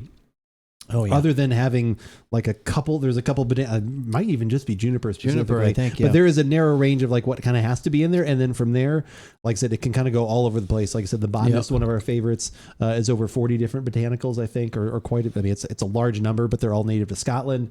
The gray whale that we love a lot, that one is really good. That one's California. It's all California based. Like I said, botanicals and things in there. That one is excellent, all for different reasons. Like I said, the Magellan that we talked about that we liked. Obviously, Hendrix is always good. That's always a good staple. Like I said, a good gin and tonic. Like I said, the cucumber that's in there is always excellent. Like I said, those just kind of lighter citrus notes. The 209 that we always like too. Like I said, which had, kind of the orange peel, and that one's very much like gin and tonic. Like it's very citrusy. It makes it okay martini, like I said, but to me, it screams that. Like I said, I always like something like this, or where it can bring out a little bit more of the savory note is what I'm looking for. That would have been great if we could have had a filter and our faces would have turned this color, and I could have said, Violet, you're turning violet, Violet. That would have been good if we'd have thought about that early enough. Is this the Blue Trailer Park Boys vodka? Oh God, no, please. No, it is not transcended. Not at all.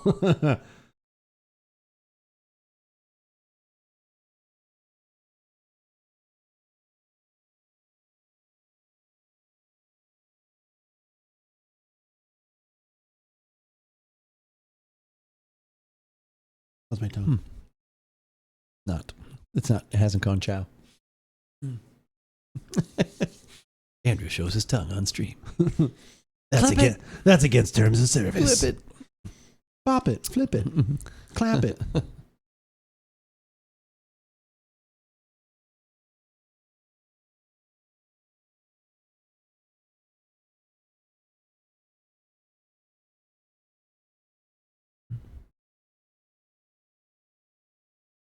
All right, you ready?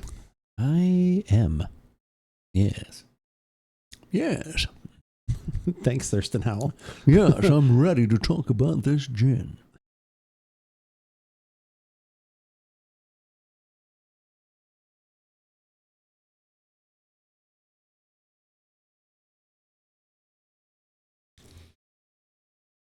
It's more of the same in that it's just it's very well blended.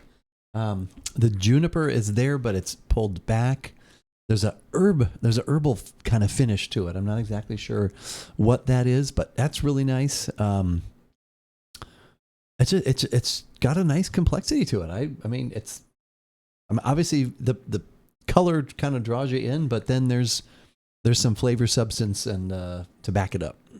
And I believe the coloring they add after they've done all the distillation process, like that's kind of like the, at the end, so it doesn't really add like any flavor per se, which right. I know you're not saying that, but that's kind of the way that they do it. Yeah, the juniper, everything you just said is 100% accurate. Like I said, it's reserved, but it is still there, plenty, like that it's a gin. Yeah. But yeah, the grapefruit is in there, just a wonderful balance of a lot of different flavors. It is deftly mixed, and just this is probably one of the most unique gins I have had in a very long time. This is excellent. I would be very interested because of the spice that's in there, especially on the front of the tongue a little bit.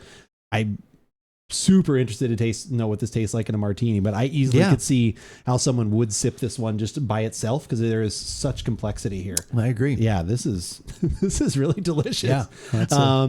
Would you like to take a guess at the price? So we sell this. Oh, okay. At Trader Joe's, but I can't remember. It's either 35 or 38. We have it in somewhere in the mid 30s. I know Costco sells like a 1 liter of it. Really? I think, they sell a 1 liter bottle of it for, I think 39 or 40. So they have a better deal on it. But okay. So what did you total wine? I was a Total Wine today. That was where I picked up the whiskey that I bought as well. Okay. 32. Okay. So yeah, definitely it's in the exact same price range as the Plymouth, which is another one sometimes I forget about. That one's just very much a more classic style, but I love that one for martinis specifically. Or that one's, like I said, that one seems to be right around 30. The Roku is also around 30. That's kind of another one. This one is like, the complexity in this and just the flavor value and everything else is just... Yeah, this is off the charts. This is it's fun and delicious. It's fun and delicious. You know what else is also fun? I don't know if delicious factors into it exactly. Probably not delicious. Probably not delicious unless you're looking at your computer screen. Is our website AboutBeverages.com. You can find everything we have ever done there, whether it was podcasts, videos, stories, recipes, all that kind of stuff can be found there. If you only want the latest videos, YouTube is the best place to hit the subscribe button. We would greatly appreciate it. Watch some videos there, and you can, like I said, obviously they probably have one of the better search engines too when it comes to everything that is on our website and looking things up. So go definitely hit the subscribe button there. We would appreciate that. We usually put out a couple videos a week specific to beverage podcasting like this. And again, if you only want audio, which is also another option, Spotify, iTunes, Google Podcasts are all great ways to find us as well. If you have a certain podcasting app you like using, search for About Beverages. Our feed is probably there in some form. I don't know if we did it or just the internet, just being the internet, it's there. But you can find us there. And while that search has happened, some other things are just going to come up there too. It's crazy how Google works. Media. Google just doesn't give you one option, it's true. Which would be nice if it did. But it doesn't. It's like, hey, you were searching for About Beverages here. What if you looked at them on all these other things? And what are those other things? The pillars? The pillars. The social media pillars, which for us are TikTok, Instagram, and Twitter, which is the one that we use most often to keep you up to date with what's going on here at About Beverages. Like earlier this evening when I tweeted that we were about to go live on twitch.tv/AboutBeverages, which we do most Thursday. Yeah, someone asked me today about how many shows you do a year, and I was like, we probably average 3 a month over the course of a year. Yeah.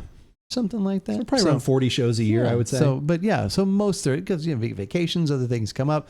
We'll keep you up to date and let you know when we will be going live.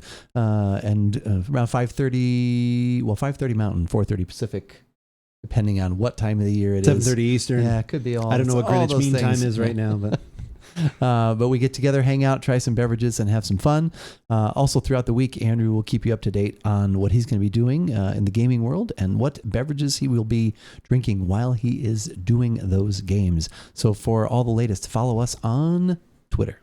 But whether we like it or not, you should give it a indigoed shot. And that is a podcast. Thank you guys very much for hanging out for that. I will put back on the alerts and things that were off before. Does it just happen now? Let's see how this works. Thirsty guy walks into a bar. You finish it. Is it gonna? We may get 8 of these now. Okay, so here's the chaos. What's the story? Too Thirsty funny. guy walks into a bar. You finish it. Afternoon, everybody. Frosty got us in the end. Thirsty guy walks into a bar. You finish it. Oh, wait. Oh, geez. Sorry. Easy. Easy. Easy. What's the story, Noam? Thirsty guy walks into a bar. You finish it. Afternoon, everybody. Who would have known that in 1982 when this came out, we were watching this at some 40 years later. Using it on the internet. Yeah. We got 2 more. 2 more. What's the story, Noam? What do you know? Thirsty guy walks into a bar. You finish it. No more. Afternoon, everybody. What's the story, Noam? Thirsty Orca, guy walks hello. How are you? You finish it. Orca, it is good to see you. Good to see everybody here again. That's it. Frosty, thank you for the gifted subs. That was super, super nice. Thank you for the 10 gifted subs. Wow. Yeah. Okay. So back to your question, Crocodile. Afternoon, everybody. I can't believe that's a username Wow. on Thirsty Twitch. guy walks into a bar. How is that possible? One more for good measure. Guardian Down, thank you for the gifted sub to One More for Good Measure. One more for good measure. Appreciate it. Back to Crocodile's question, though. So, do you think this is really a mixing gin like a Tom Collins? I don't know if I know what's in a Tom Collins. I have Collins glasses, though. But, I mean, I don't know why you could do anything you want to with this gin, I think. I think so. What makes this lemon juice, sugar, and club soda gin? Gin, lemon juice, sugar, and club soda. So it's basically. No, I probably wouldn't do it for that, I guess. I would not do a Tom Collins with this. Looking at That's that, a little recipe too there. much. Yeah. I think because of the citrus, because of the grapefruit is in there, it is already a little citrusy. The lemon would be fine. I think it would be better if you did. I mean, it's in the same ballpark. I don't know. Maybe if you made what's a Paloma made with gin? I don't know. Because you add more could do grapefruit that. to it, Yeah. like something like that. Yeah, grapefruit. I finally caught yous. Bona, how's it going? It is good to see you. How are you this fine evening? Yeah, I think this would make a very elegant martini, though. Yeah. Color-wise and then flavor, I think that would come through very well. I think it would make an excellent martini. Like I said, there's already some savoriness in there. I think the citrus would add it nicely to every, just to kind of amp up some of those other flavors, which is awesome. Afternoon, everybody. Aw. Holy crap. What's the story, Noam? Thirsty guy walks into a bar. You finish it. Wow. Frosty with the gifting of 12 months of subbing to Bona. Oh my gosh. Jeez, that is absolutely nuts. That is absolutely nuts right there. Throwing out the subs there. Thank you so much. I appreciate that. Frosty, that is very kind. Bona, now you will unfortunately never be without a sub for the next year. So you're now stuck with me. Now stuck with the channel. You got the little the beer glass there now to the left of your Yeah, and that'll keep name. ever changing over the next several months. That is Nice, very, well very done. kind. Frosty, thank you so much. That is very, very kind. Appreciate it. Unfortunately. Unfortunately, you're stuck here.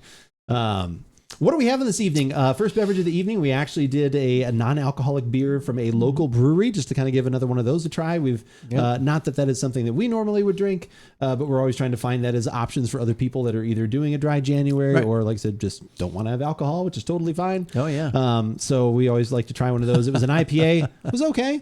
All gin is meant to drink straight. I'm not against that. I definitely have had plenty of gins straight for sure. I know that's probably your favorite way. Do you even just now, Jacob, are you talking like completely neat? Do you do it on the rocks? Like, what are we talking? I'm doing all the drinking January. Extremely wet. Extremely damp January. Wow, damp January. Oh my God. That's got to be somebody's stripper name, I tell you. Meant to, it doesn't equal it should though. I think this one is of a lot of the ones we've mentioned this evening, they work well in the certain drinks that I like, which is usually either a gin and tonic or my favorite is still the martini, because it's very simple in that way. Get the drinking done for the year, for the whole year in a month. February 1st, you're like, damn, I can't have anything for the next 11 months. Do you two have favorite bourbons? I'm always looking for new suggestions.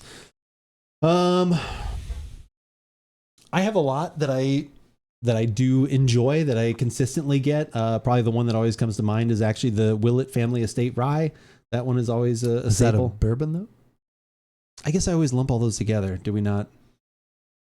Well, I mean, if the person is specific, but I did say rye, so hopefully then they would know that I said rye. No, I'm just saying if you're just looking for whiskeys, but if they're looking for bourbon. I guess when I hear bourbon, I think at least American bourbon or whiskeys or ryes. I just don't do Scotch. Okay. So that's an interesting question. Well, let's ask bourbon. Okay. Zach, which one what are you looking Yes. for? Are you looking for specifically a bourbon? A Then bourbon. I can change my mindset. On the rocks usually? Okay.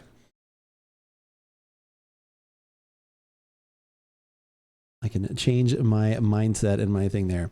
I have traditional not enjoyed rye, but I am open to try them. Okay, if you've not usually enjoyed rye. So if you're talking specifically bourbon then, and we want to stay in that regard, what are the ones I've been having lately? I like the Oaked. That is one that I always get. Say that one's usually fairly consistent. That one's usually under $50, around 45. What else? The Eagle Rare.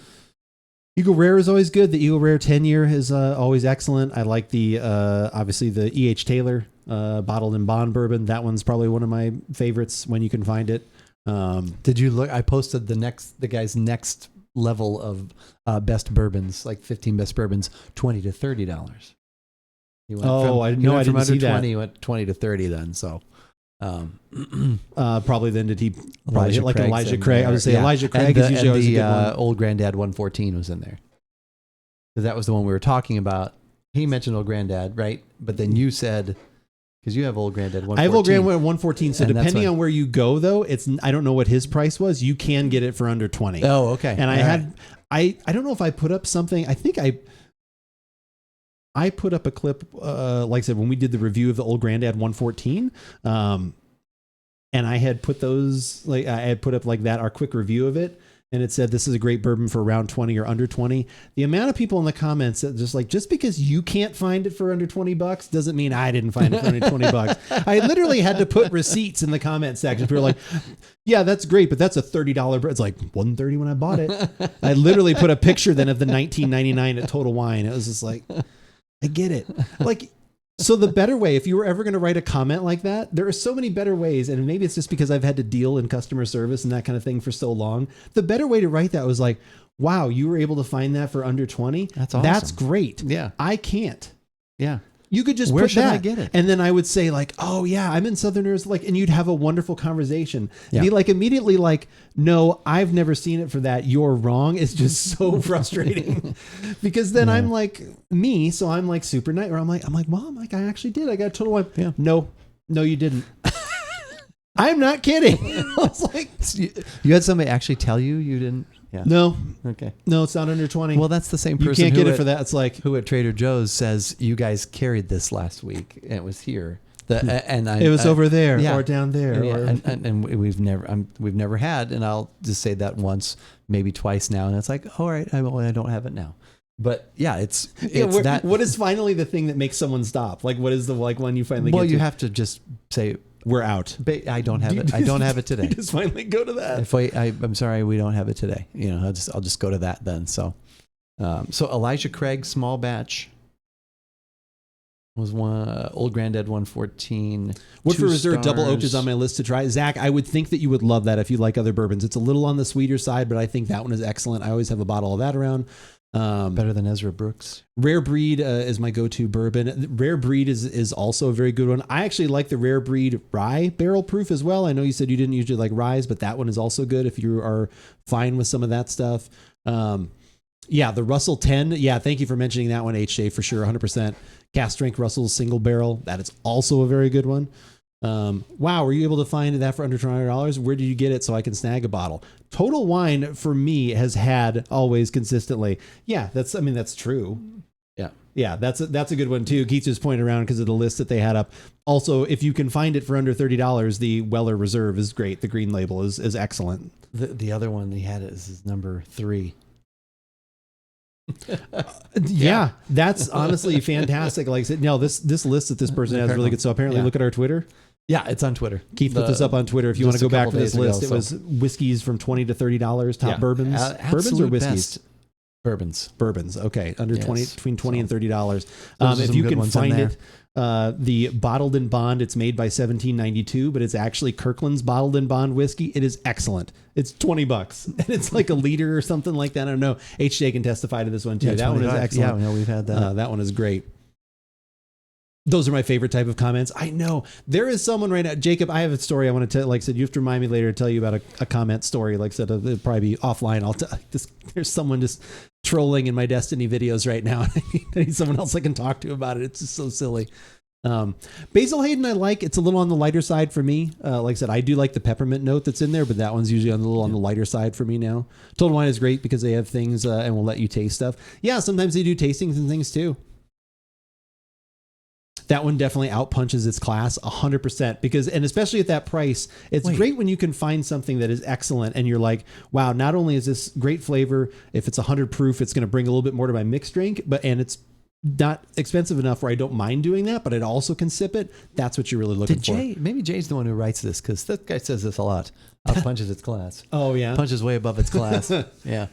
A bunch of variety. Yeah, that's my alternate account. Yeah. Oh, is it? Okay.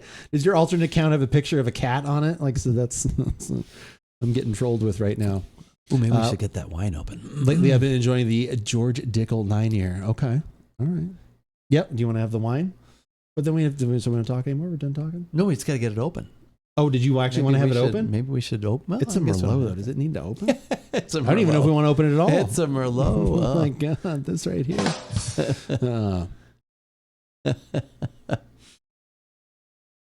$50 bourbon bottle, just slowly go. They want to drink Merlot. We're drinking Merlot. No, if anybody orders Merlot, I'm leaving. I am not drinking any fucking Merlot. Okay, relax, Miles. Everyone loves it. Jesus, no Merlot. So late. Did I miss the whiskey, knife, and cage match? You didn't, Krill. You did not. The trolls are strong lately. Yeah, it's you and I some things to talk about. It's very, like I said, for the most part, I usually can blow it off, but man, it's annoying. $50 bourbon.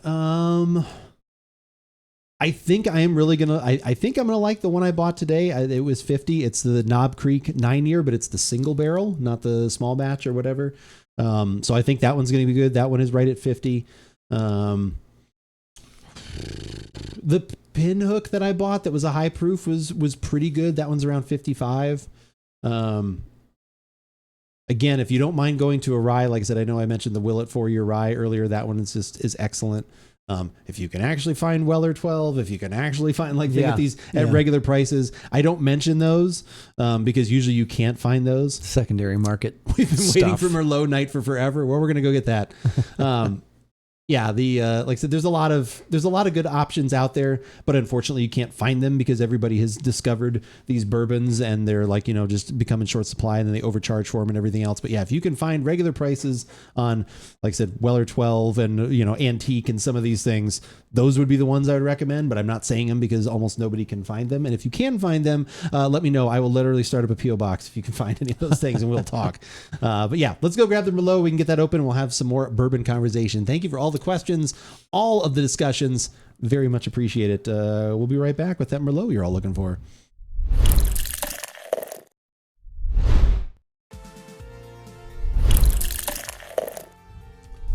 And we are back. We have back. We returned. There's a lot of bourbon discussion still going on. There is. Good to see that. Barrel strength Forester that is amazing. May never find that one again, though, and that's why he doesn't share it with me. I've never had that one. That's the one I've never been offered. Apparently, I'm not worth it. The company of the giver. I probably have had it. That's very possible. He is the giver. He's the giver. He usually is the giver. Old Forester 1920. Those are ones that I also do forget. Thank you for mentioning that too. Like the 1920s, those are excellent. The 1920 is good. We did the one that was also the 1910 or something. 1910, where it was like the extra. Have you ever had any Michters? We haven't had Michters, have we? Mm-hmm. We haven't had multiple podcasts, though, have we? I hear talk of. What if someone went to YouTube and went and looked and saw if we actually had Michters? You've had it I don't think so. You have not. I would remember a barrel strength Jay's barrel pick you out. from them. I'm telling you, I don't think I've had it. I don't think I've had it. Heidi just texted me and she said I've never had it. So Jason keeps it, and that's cellar number 10, which is not actually rarely ever gone into. Oh yeah, it's not even on the same property. Since you're drinking Merlot, I got a glass of scotch, my normal 14 year. Oh, what is your normal 14 year? You've told me the one you always have. Is it the, God, what is it? Von Kruger's. That's not Von Kruger's. Oh, okay. God, I can't remember what it is. 14 year. Oh, okay.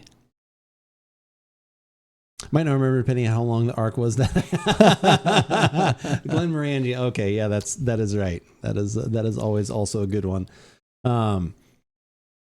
But yeah, like I said, bourbon wise, those are the ones like I said, yeah, that I always think of. Oh, the rum cask. Oh, nice. Oh, I thought the run cask. Harry, it looks like I'm going at an extraordinary rate of speed. Are you guys in the same room, or is this the magic of cobbled together? We are in the same room. We should have not touched each other. Done like, yeah. Well, look, I'm right here. He's here. We've tried that. I remember early on. I don't know if we haven't really made any other attempt. We did like a little something from my house and from your house. We did a live show, and it it was fine. Yeah. Just a little different. We're so used to this. So. Yeah, that is very true. Do you want me to open this up preemptively? I think it should. You keep saying that, like so. I keep saying it. I think that means you're I hadn't worried. said it since we came back. I was thinking it though. You must be reading my mind. You said it multiple Got a times. little You're bit of wax on the top probably there. should let that thing breathe. They took the red wax from Maker's Mark. From Maker's Mark. Some of the that's also another one too. Some of the Maker's Mark, the weeded higher proof ones, those are also very good too. Going in. Yep, I think that's the way you do it.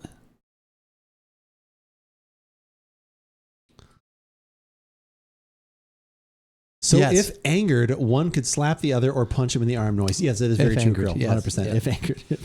Or if medical attention, is required. If medical attention required. Medical services. It was fine. I need to get a 20-year. I'm trying to think. We had a 1-year Balvenie. That was the 21 year. That was one of the annual thank you podcasts. That was number 2. That was a good one. That was 2019. What was the very first one was the Duncan Taylor. The Duncan Taylor of the Duncan Taylor. Or no, what was it they used? Was it Highland Park? Highland Park, yeah. So it was a Duncan Taylor expression of a Highland Park Scotch, right. And that one was 18. I think that was 18 or 19, something like that. 18 or 19 year, and then like I said, we did the we did the Balvenie 21 year. That one was excellent. Trying to think of what else. What were the other? So then we did and then was the Jura. Tide. Oh yeah, the Jura Tide and Time, which was what was the age on that one? I can't remember what that one was. 21 or something? Yeah. Okay. That was a 21 year too. Yep. So we've had a couple 21 year scotches and like an 18 or 19 year scotch. In your expert opinion, is there a scotch I should try? Go back in time 10 years and try Scapa. Oh, wait. Yeah. Honestly, that's probably one of my favorite scotches that is no longer made. Yeah. I mean, they still make some different expressions of Scapa, but the one we used to love, it was a 16 year. Yeah. And I don't know what they did to it or what barrels they were like, whatever, but I had a couple bottles of that over a small time period. And to me, it was, we used to talk about it was almost the bridge between bourbon and scotch. It was like a little less peaty, but still had some of that in there, but brought out more of the butterscotch and honey and things like that. I have not had anything from them in a while. Usually there's 2 different ones they carry. Like I've seen at Total Wine and some other places. I probably should try another one of those again, but that's a hard, let's try it. And it's $90. Like it's not a cheap one. Right. Something you can actually get. I think it gets older every time you mention it. No, it was 16. Something you can actually get. Well, if you like the smoky, the Lagavulin is still. I mean, that's always a good one. If it depends. Like what do you usually like in Scotch? Because like I obviously could recommend a bunch of different things, but I don't want to like sit for me. Like the go-to is if you say like I want to try a Scotch, like I would say, well, as long as you like some peat and some smoke, Highland Park 12. Like I can just say that all day long. That's one of my favorites. That would be my daily drinker. That'd be one I would get. Not peaty. If you don't want peaty, then you've got to go. What's that? Not mother. Not mother. No, if you don't want peaty, then you'd have to go with the Glengoyne, I think is what. No, not Glengoyne. What's the one I have the container for?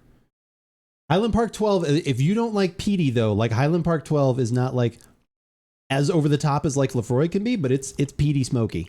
Like it's definitely sea spray and that kind of thing, and then it's like so they got the smoke in there. So Glenn sees me like a picture. Got the Dirty Rotten Scoundrels. Nice. Wow, you don't see that. You don't see that very often.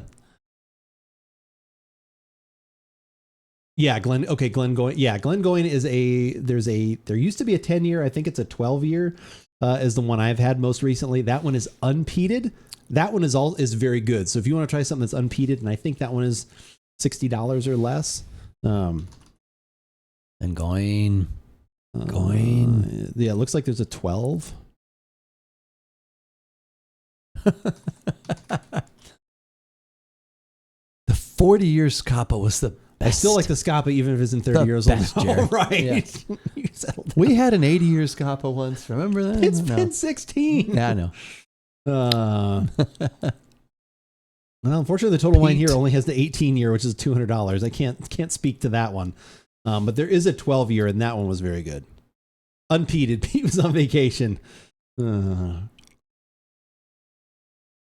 Pete and Repeat are in a boat. Pete jumps out. Who's left? Repeat. Pete and Repeat are in a boat. Pete jumps out. Who's left? I mean, I would honestly, but that one's more expensive. Stuff from Jura is pretty good. The Jura Superstition is really good. I swear it was 80 if it was a day. Son of a bitch. I recommend, like I said, the Jura Superstition. You also used to like the Aberlour. That one. Yeah, that was the Sweet Fire, though. That was Sweet Fire. Lots of fire. Too expensive. I mean, it just depends on what you want to pay.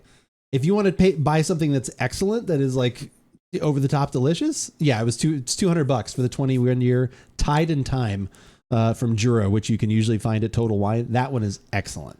I've had that one on multiple occasions because we bought a bottle. So I've had some since then over the last couple years, and that one is fantastic. Tide and Time from Jura.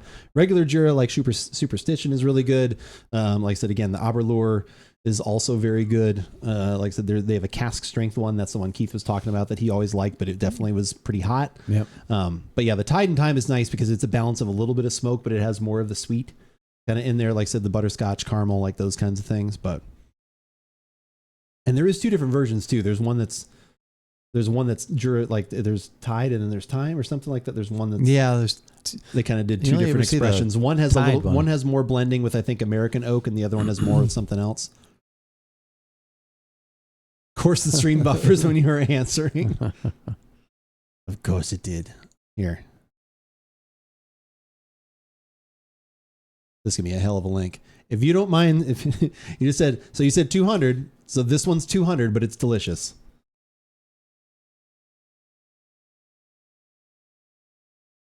That one is absolutely delicious.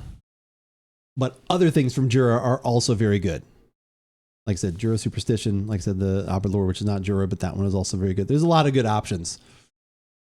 There's a lot of good options out there. Like I said, I think I find sometimes more scotches that are like, I'm happier with when I spend a little more than bourbon. I don't know why as of late. Yeah. I just get a little bit luckier. Maybe just that flavor profile suits me a little better, but yeah, that one's the 21-year. The Balvenie, like I said, I would try anything from Balvenie. Like I said, if you want to try the Balvenie 14-year Caribbean cask, if 200 is fine, like I said, then yeah, like I said, that one is great. I stand by that one. Got that big boy money. Could do it. Yeah, that is definitely something to do then. Yeah, the Balvenie 21-year, that's about that same price range. That one's also very good. I think that one's maybe not quite as flavorful. The 14-year Caribbean cask is usually around $75. And yeah, the Highland Park stuff is also good. Birthday present to myself? Well, son of a bitch, that's where you go. 200 isn't really that unreasonable, to be honest, for something that you're going to drink over time. Yeah, exactly. You mix it with enough Coke, you make it last even longer. God. No, I'm just kidding. You can reach out and punch me when I say things like that. But I think it's almost time for some effing Merlot. Is it finally time for some Merlot? He's done with the whiskey talk. He's like, I don't want to talk about it anime. I just want to have some wine. Well, you said you wanted to let this open and breathe and be actually palatable. Yes. So you said you wanted it to be palatable. Time? How much time? Well, I have a 12-year Whistle Pig that I haven't even opened. So a lot of time, apparently. Yeah, I wanted to buy the other whistle. That's the one I was eyeing. There's another Whistle Pig that I have my eye on, but wait a little bit long. Like over 6 months. Man, depending on the price, I'd wait even longer. I'd be like, hide that one in the back when people come over. All right, podcast time. Boop, boop, boop. That is also a good one, Krill. I would agree. The double wood from Balvenie, like I said, the Caribbean casks are both in that same range. Definitely. Lots of Balvenie stuff is good. What Whistle Pig? The Whistle Pig, it is the 15-year. There's one left in the case. Why are you being coy? Oh, I'm not being coy. Like I would like to buy it. Like I said, I just need a few more gift cards. Birthday's coming up. Yeah, exactly. I'll have to gift card for my birthday or something like that. But yeah, it is the 15-year Whistle Pig estate rye, but it is cask strength, which I have never had from Whistle Pig. So that's why I want that one pretty badly. Green Spot Irish is my current go-to. 60ish. Green Spot Irish. I'll have to look for that one. Never done Whistle Pig. Whistle Pig is pretty delicious. Usually they're rye and a little spicy and a little tobacco kind of in there. I love those quite a bit. Do you have a starter for this one? I did the last one. That's the only thing that'll get me to shut up if you've got something.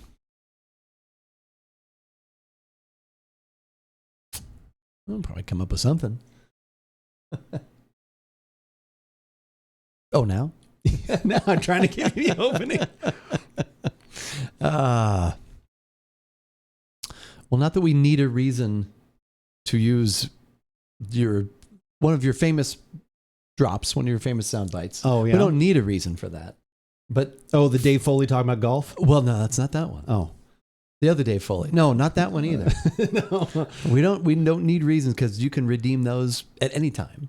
On twitch.tv/AboutBeverages. Absolutely. That's true. But tonight, one of them is even going to be, or on this podcast, one of them is even going to be more appropriate as we revisit a favorite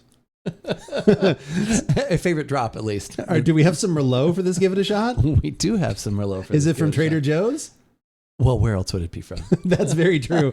I'm Andrew. And I'm Keith. And we are AboutBeverages.com. And the beverage that we're about today is I'm not going to pronounce this right because it's French, but I'm going to try. Merlot? I'm going to say Merlot Estate. Pays d'Oc Merlot. I was wondering if it was actually the word Merlot is what you were going to have trouble with. I was not 100% I usually say sure. Merlot. It's not that. Yeah. It's Merlot. Merlot rhymes with not. No, wait. No, it's not. I don't think that's how that works. It's not that. No, it's Merlot. This is 100% Merlot from the south of France. 100%. 100%, I say. Okay. Yeah, from the south of France. It's a 2021. Just showed up recently, and we were what? I was just thinking it's 100% Merlot because none of the other grapes want to be around them. Is that it? Even don't want to be. Grapes don't want to be with Merlot. No, we're mean to Merlot, but it's fine. Yes. Oh no, it's just obviously going back to the Sideways reference, which we love so much. But yeah, we were talking about what might be fun to do, and my gosh, there was a wine to try. There was a wine to try. Now, is this a special like Trader Joe's buy that they had? Was this something that was because this is from a vintner that does a lot of other different wines and stuff like that, which we'll have links below to all of this kind of like I said, all this information for these different websites and stuff. But this is a Trader Joe's exclusive. Yes. Okay, so only a Trader Joe's. I did not see the price, even though you sent over the thing. I'm actually shocked that I missed it. Good. So I try and not look at that stuff because it's kind of fun to guess. It does help. It does adds a little bit of a little layer of intrigue to the whole experience here. Do you have Merlots that you normally actually do get, or what popular maybe at Trader Joe's? Is there a certain one that kind of just flies off the shelf? Over the last several years, we actually haven't carried nearly as many of them as we used to. And the ones we do usually are domestic, and they're in that, $4 to $7 range, and so we do carry some of the French wines we have are either blends with Merlot, or like I said, or in this case it's 100%. So yeah, that's really cool. Everything we've had lately has usually been a blend, which is totally fine because you can go down to, what did we learn, 75% and still call it actually just the one grape varietal, but they use those other ones to kind of amplify and kind of add color, add different flavor. So speaking of color, it's the color of wine. It's kind of just kind of a nice red garnet perhaps. Yeah, not super dark. You can see through a little bit, but ready purple. And I'm ready to take a sniff. Let's do it.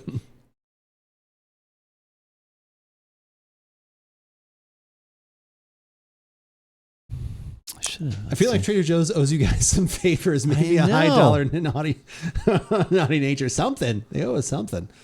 Merlot has a thick skin. I think it needs to. After all of this over the years, it needs to. I had red. Oh, okay. Okay. And if they want to drink Merlot, we're drinking Merlot. No, if anybody orders Merlot, I'm leaving. I am not drinking any fucking Merlot! Okay. Relax, Miles. Jesus, no Merlot. If you guys have not seen that movie and you are entertained by that clip, watch the rest of the movie. You'll probably be very entertained by that too. I think it is, like I said, it is definitely is a good movie. Oh, thank gosh I had the paper towel or the towel.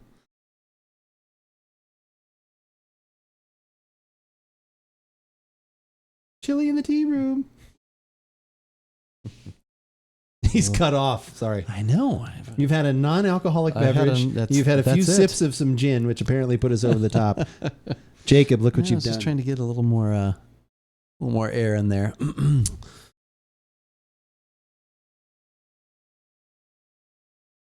I like to pour a line of red wine on the table and sniff it. That's how I truly get the flavors that I'm looking for. We do things a little different around here at AboutBeverages. I like to freebase my Merlots.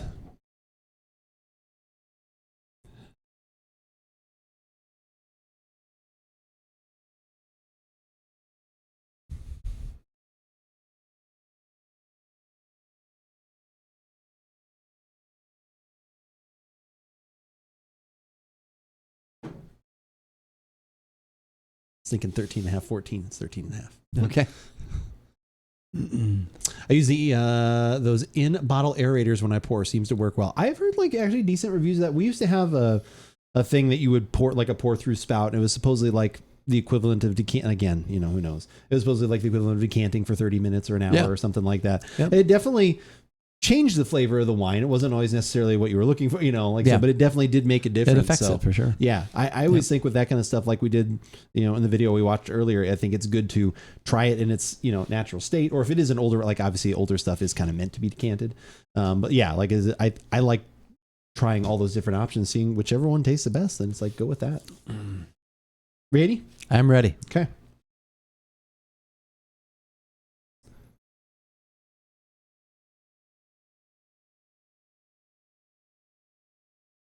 Plum, raspberry,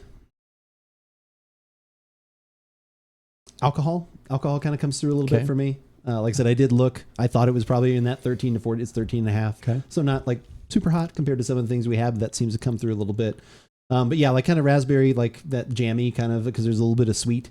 Yeah, in there definitely too, that. Yep. Which is nice. But yeah, nice balance between those two. Maybe a blackberry in there too, like maybe something a little darker too. But I was getting nice like a little cherry, a little something else in there. But yeah, raspberry and plum were the two things I was thinking of as well. Okay. To the taste? Yeah.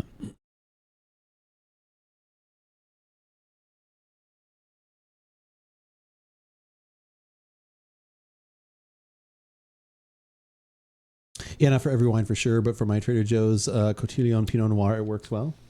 Oh, the Cotillon. I mean, should probably revisit that. Was that one? Did we like That's that the one?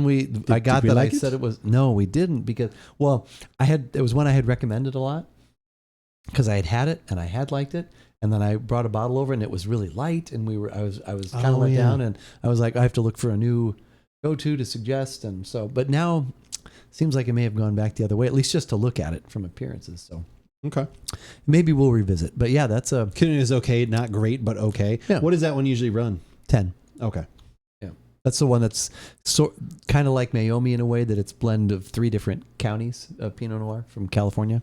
So. Going to have to look for this Merlot tomorrow morning at my weekly Trader Joe's visit. There you go. All right. Nice, Crocodile. That's awesome. Well, so far the aroma is very good. So the one I would like to revisit, and I know this is not expensive, so people probably turn their nose down on some of this, but like I have not had the Coppola Pinot Noir, which I used to really like. And I don't know if it was just, 10 years ago me like that because that was the flavors I'm looking for. Now maybe I'd try and be like, man, I really wish it had these, it could be that. But that's still always like a $15 or $16 one that was, I thought kind of, punched a little bit out of its weight class as well, since that's the term of the evening. That's the term. Like I said, I always thought that one was a little better. Again, it's not compared to other things that I have had, but I always thought that's one I would like to go back to because that is it Diamond Collection. I think it was the Blue Label, like Diamond Collection or whatever. And as much as I can for, help keep the Godfather movies going, I try. I figure if I buy enough wine, maybe eventually he'll just like remove Godfather 3 from the archive. Okay, I'm ready. Let's do it. Pour in the Mountain Dew. Battle Stations release. Oh God, girl, that's terrible. Although I do have some Mountain Dew here in the fridge.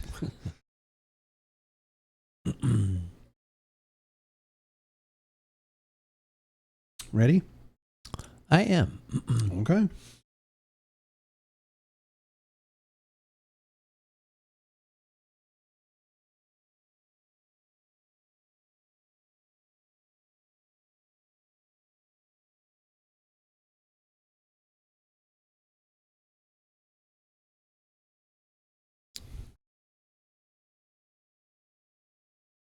It's okay.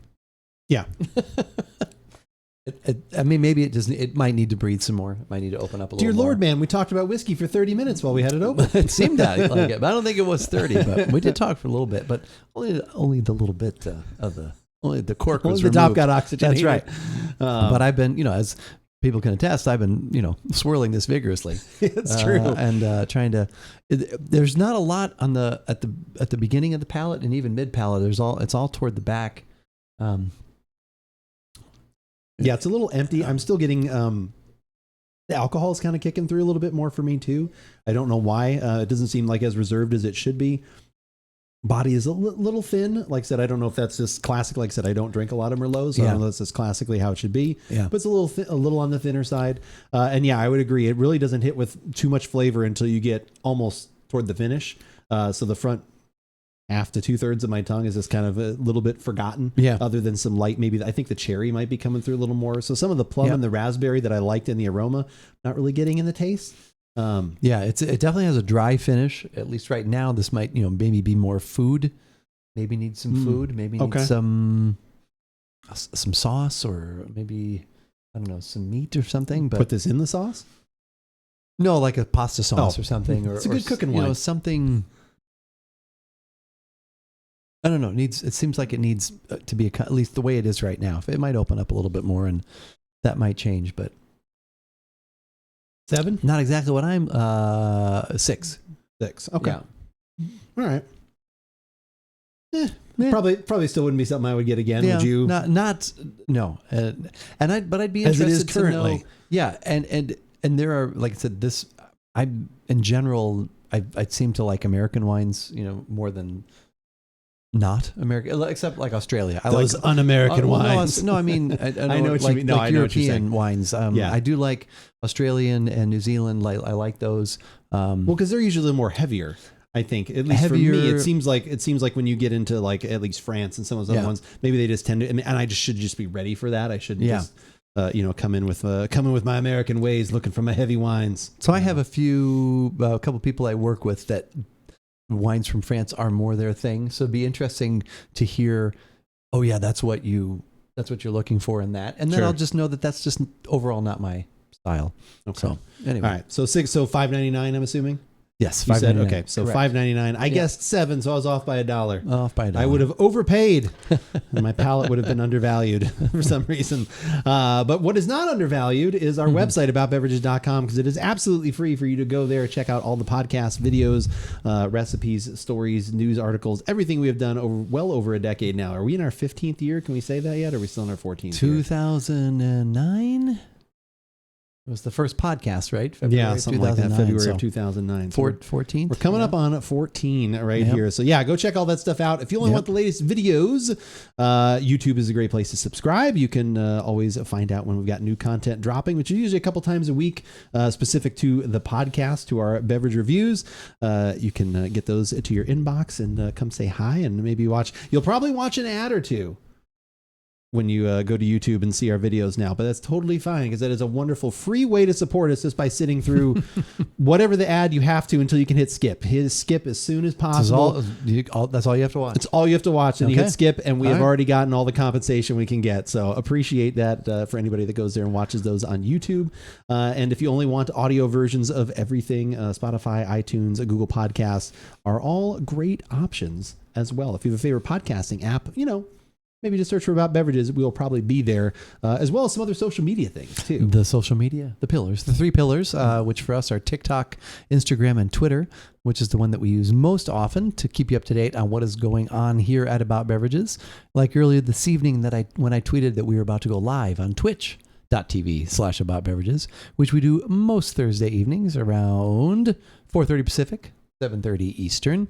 We get together, hang out, try some beverages, have some fun. And then throughout the week, Andrew will be letting you know what he is doing in the gaming world and what beverages he will be drinking while he is doing that. So for all the latest at About Beverages, follow us on Twitter. But as we always say, whether we like it or not, you should give it a shot. And that is a podcast. Super simple. It's a good stuff up there. It's a good cooking line. A Bordeaux collie. Train my dog to bring me red wine. He's a Bordeaux collie. Lord, my God. You had me at Merlot, Drunken Renee Zellweger. Good podcast tonight, Keith. Thanks for bringing Andrew by time to put the sea demons to sleep. Guardian down. Thank you for being here. I appreciate it. You go tuck them in nicely. You had me at Merlot. I actually lull every time the Merlot clip is played. It's so good. One more thing. One more time. Something, and something. Yeah, I was hoping for more of this. Yeah, I don't know what I am to expect out of a wine such as that. And maybe this is a really good... one of my former coworkers used to say that French Merlot. Well, and he used to say that certain French wines that we carry have been, altered for the American palate. And I guess maybe I'm a representation of the American palate. This is, just a little thin and a little dry, I guess, for me. Okay. I like the aroma though. Okay. But maybe it'll be tomorrow's beverage. Could be, do you want to take it with you so you can see how it tastes like tomorrow and stuff like that? I'm happy if you want to, No, it's okay. You can, if you want. I will drink it. Okay. But I just didn't know if usually that winds up happening. Afternoon, everybody. Hey, Doc. What's the story, Noam? Thirsty guy walks into a bar. You finish it. Guardian down. Thank you for the gifted sub to, thank you. Fukyu? Bai? Thank you for the gifted sub, Guardian Down. I appreciate it. That is very nice. I can't believe some of those actually get by Twitch certifications as a name. That's just ridiculous. Following up, you've today or recently put aside your IPA brew, Milwaukee's Best, to start going skunky over 6 months. Yes. Oh, yeah. Krill has actually been asking about that, the podcast we were talking about. What's that? Oh, where we buy 2 of the... Yeah. So I had forgotten we'd talked about doing something from Tombstone. Because that was what you said would be the easiest thing to find. So I had grabbed a Tower Station, and I have a Dragoon IPA that were actually canned one day apart. 12/7 and 12/8. Okay, that's pretty good. So that's easy. I can check on that because we carry those at the store. Okay, no, I'm fine with that. But as long as there are 2 things that we can find, like I said, I think that's obviously the Dragoon you can find anywhere. But yeah, do you like the Tower Station? I like the Tower Station. Okay, I just want it to be a beer that we like. Yeah, because I don't want it to be like we taste it and we're like, well, this is okay. I wouldn't like it either way. Like I like the Tower Station. It's not as much as like the Tombstone. But because it's a different style, it's not a hazy. So, which is probably better anyways in comparison. But quick thing, I know we're wrapping things up here, but like I said, when I was at Total Wine today, and I was telling you, when I was at Total Wine today, because like I said, speaking of that Pepsi Challenge blindfold that you're talking about, Krill, they had beer at Total Wine that was so out of date, we almost could have done the podcast in like 2 weeks. They had something from Dragoon Brewing, which is a local brewery, and they care a ton about, like, so, which I actually may message them about this. They care a lot about, again, their dates and everything else. Like I said, that is a big deal to them. It was, I believe it was coming up on 5 months old, for at least 4 months, if not 5 months old, on the Dragoon. Dragoon, on the bottom of their can, they put a can date, and then they put a best by date as well. Would you like to guess how close those are? I just... Oh, you must see that then, right? Well, I looked at the Candon. I think it's... Is it 2 months? Yeah, it's okay. two months. All right, yeah. They say 2 months for their IPA for like peak freshness. That's some respect right there. Yeah. That's but so how does that work then? Do they? So there's a date that is one date, and then 60 days from that makes 2 months. So it's 2 months from that date. Well, that part I understand. Oh, okay. Oh. What part do you? Okay, I get it. What part are you wondering about? So Total Wine has bought that beer from the third party. They've bought it from Finley or Hensley. I can't remember which one. Whoever their distributor is. They bought it from the distributor. The distributor stocks too much stuff, so it's either not rotating or not checking every week when they go in there. So, but then does Dragoon get on the phone and say, "Hey, it's Hensley or Finley. I can't remember which one." Say, "Hey, you got to pull that from the shelves." Then who takes that financial loss? I have no idea. Or does Dragoon donate that? There's probably not a food bank donation for beer. I probably don't do that. Guardian Down would start one, of course. I think if he's still here, I think that would be pretty easy. I think he would be at the forefront of going for that. Creating the beer food bank donations. We donate food at Trader Joe's. Yeah, but we can't donate the alcohol, so I can't imagine there's a program. Hey, look, we got all these flats of beer. Oh man, yeah, I don't know what. I don't know. I guess they just. I don't know because I don't know who that responsibility falls on. I would think it would fall on the distributor for not doing a good job because they're in there every week and they're rotating because like you would be checking. And again, like I said, people come in and they're going to look and they're going to pull different stocks. So that's like a hard thing to keep going on. Got to hop off for work stuff. Really enjoyed the podcast. Feel free to contact me on Twitter or Discord about the troll. Jacob, I will be doing that. Thank you so much for being here. I appreciate it. You came in on the perfect evening. Yeah, absolutely. Donate apparently wholesome alcohol. Well, I've actually had representatives from different, and they've come in. Well, we usually don't. We just usually turn it so quickly. Although we do have some stuff that we don't. I mean, that could probably be my decision to just pull it off the shelf and spoil it. Just dump it down the sink, I guess. We sometimes do have representatives come in. But like we have some stuff that was canned in May on the shelf right now. It's just a blonde though. So can you tell the difference? Oh. So anyway. All right. Okay. But yeah, all right. That will not happen next week. Next week we will be doing some other things. We'll figure that out. Yeah, we'll figure that out. Kind of like we do.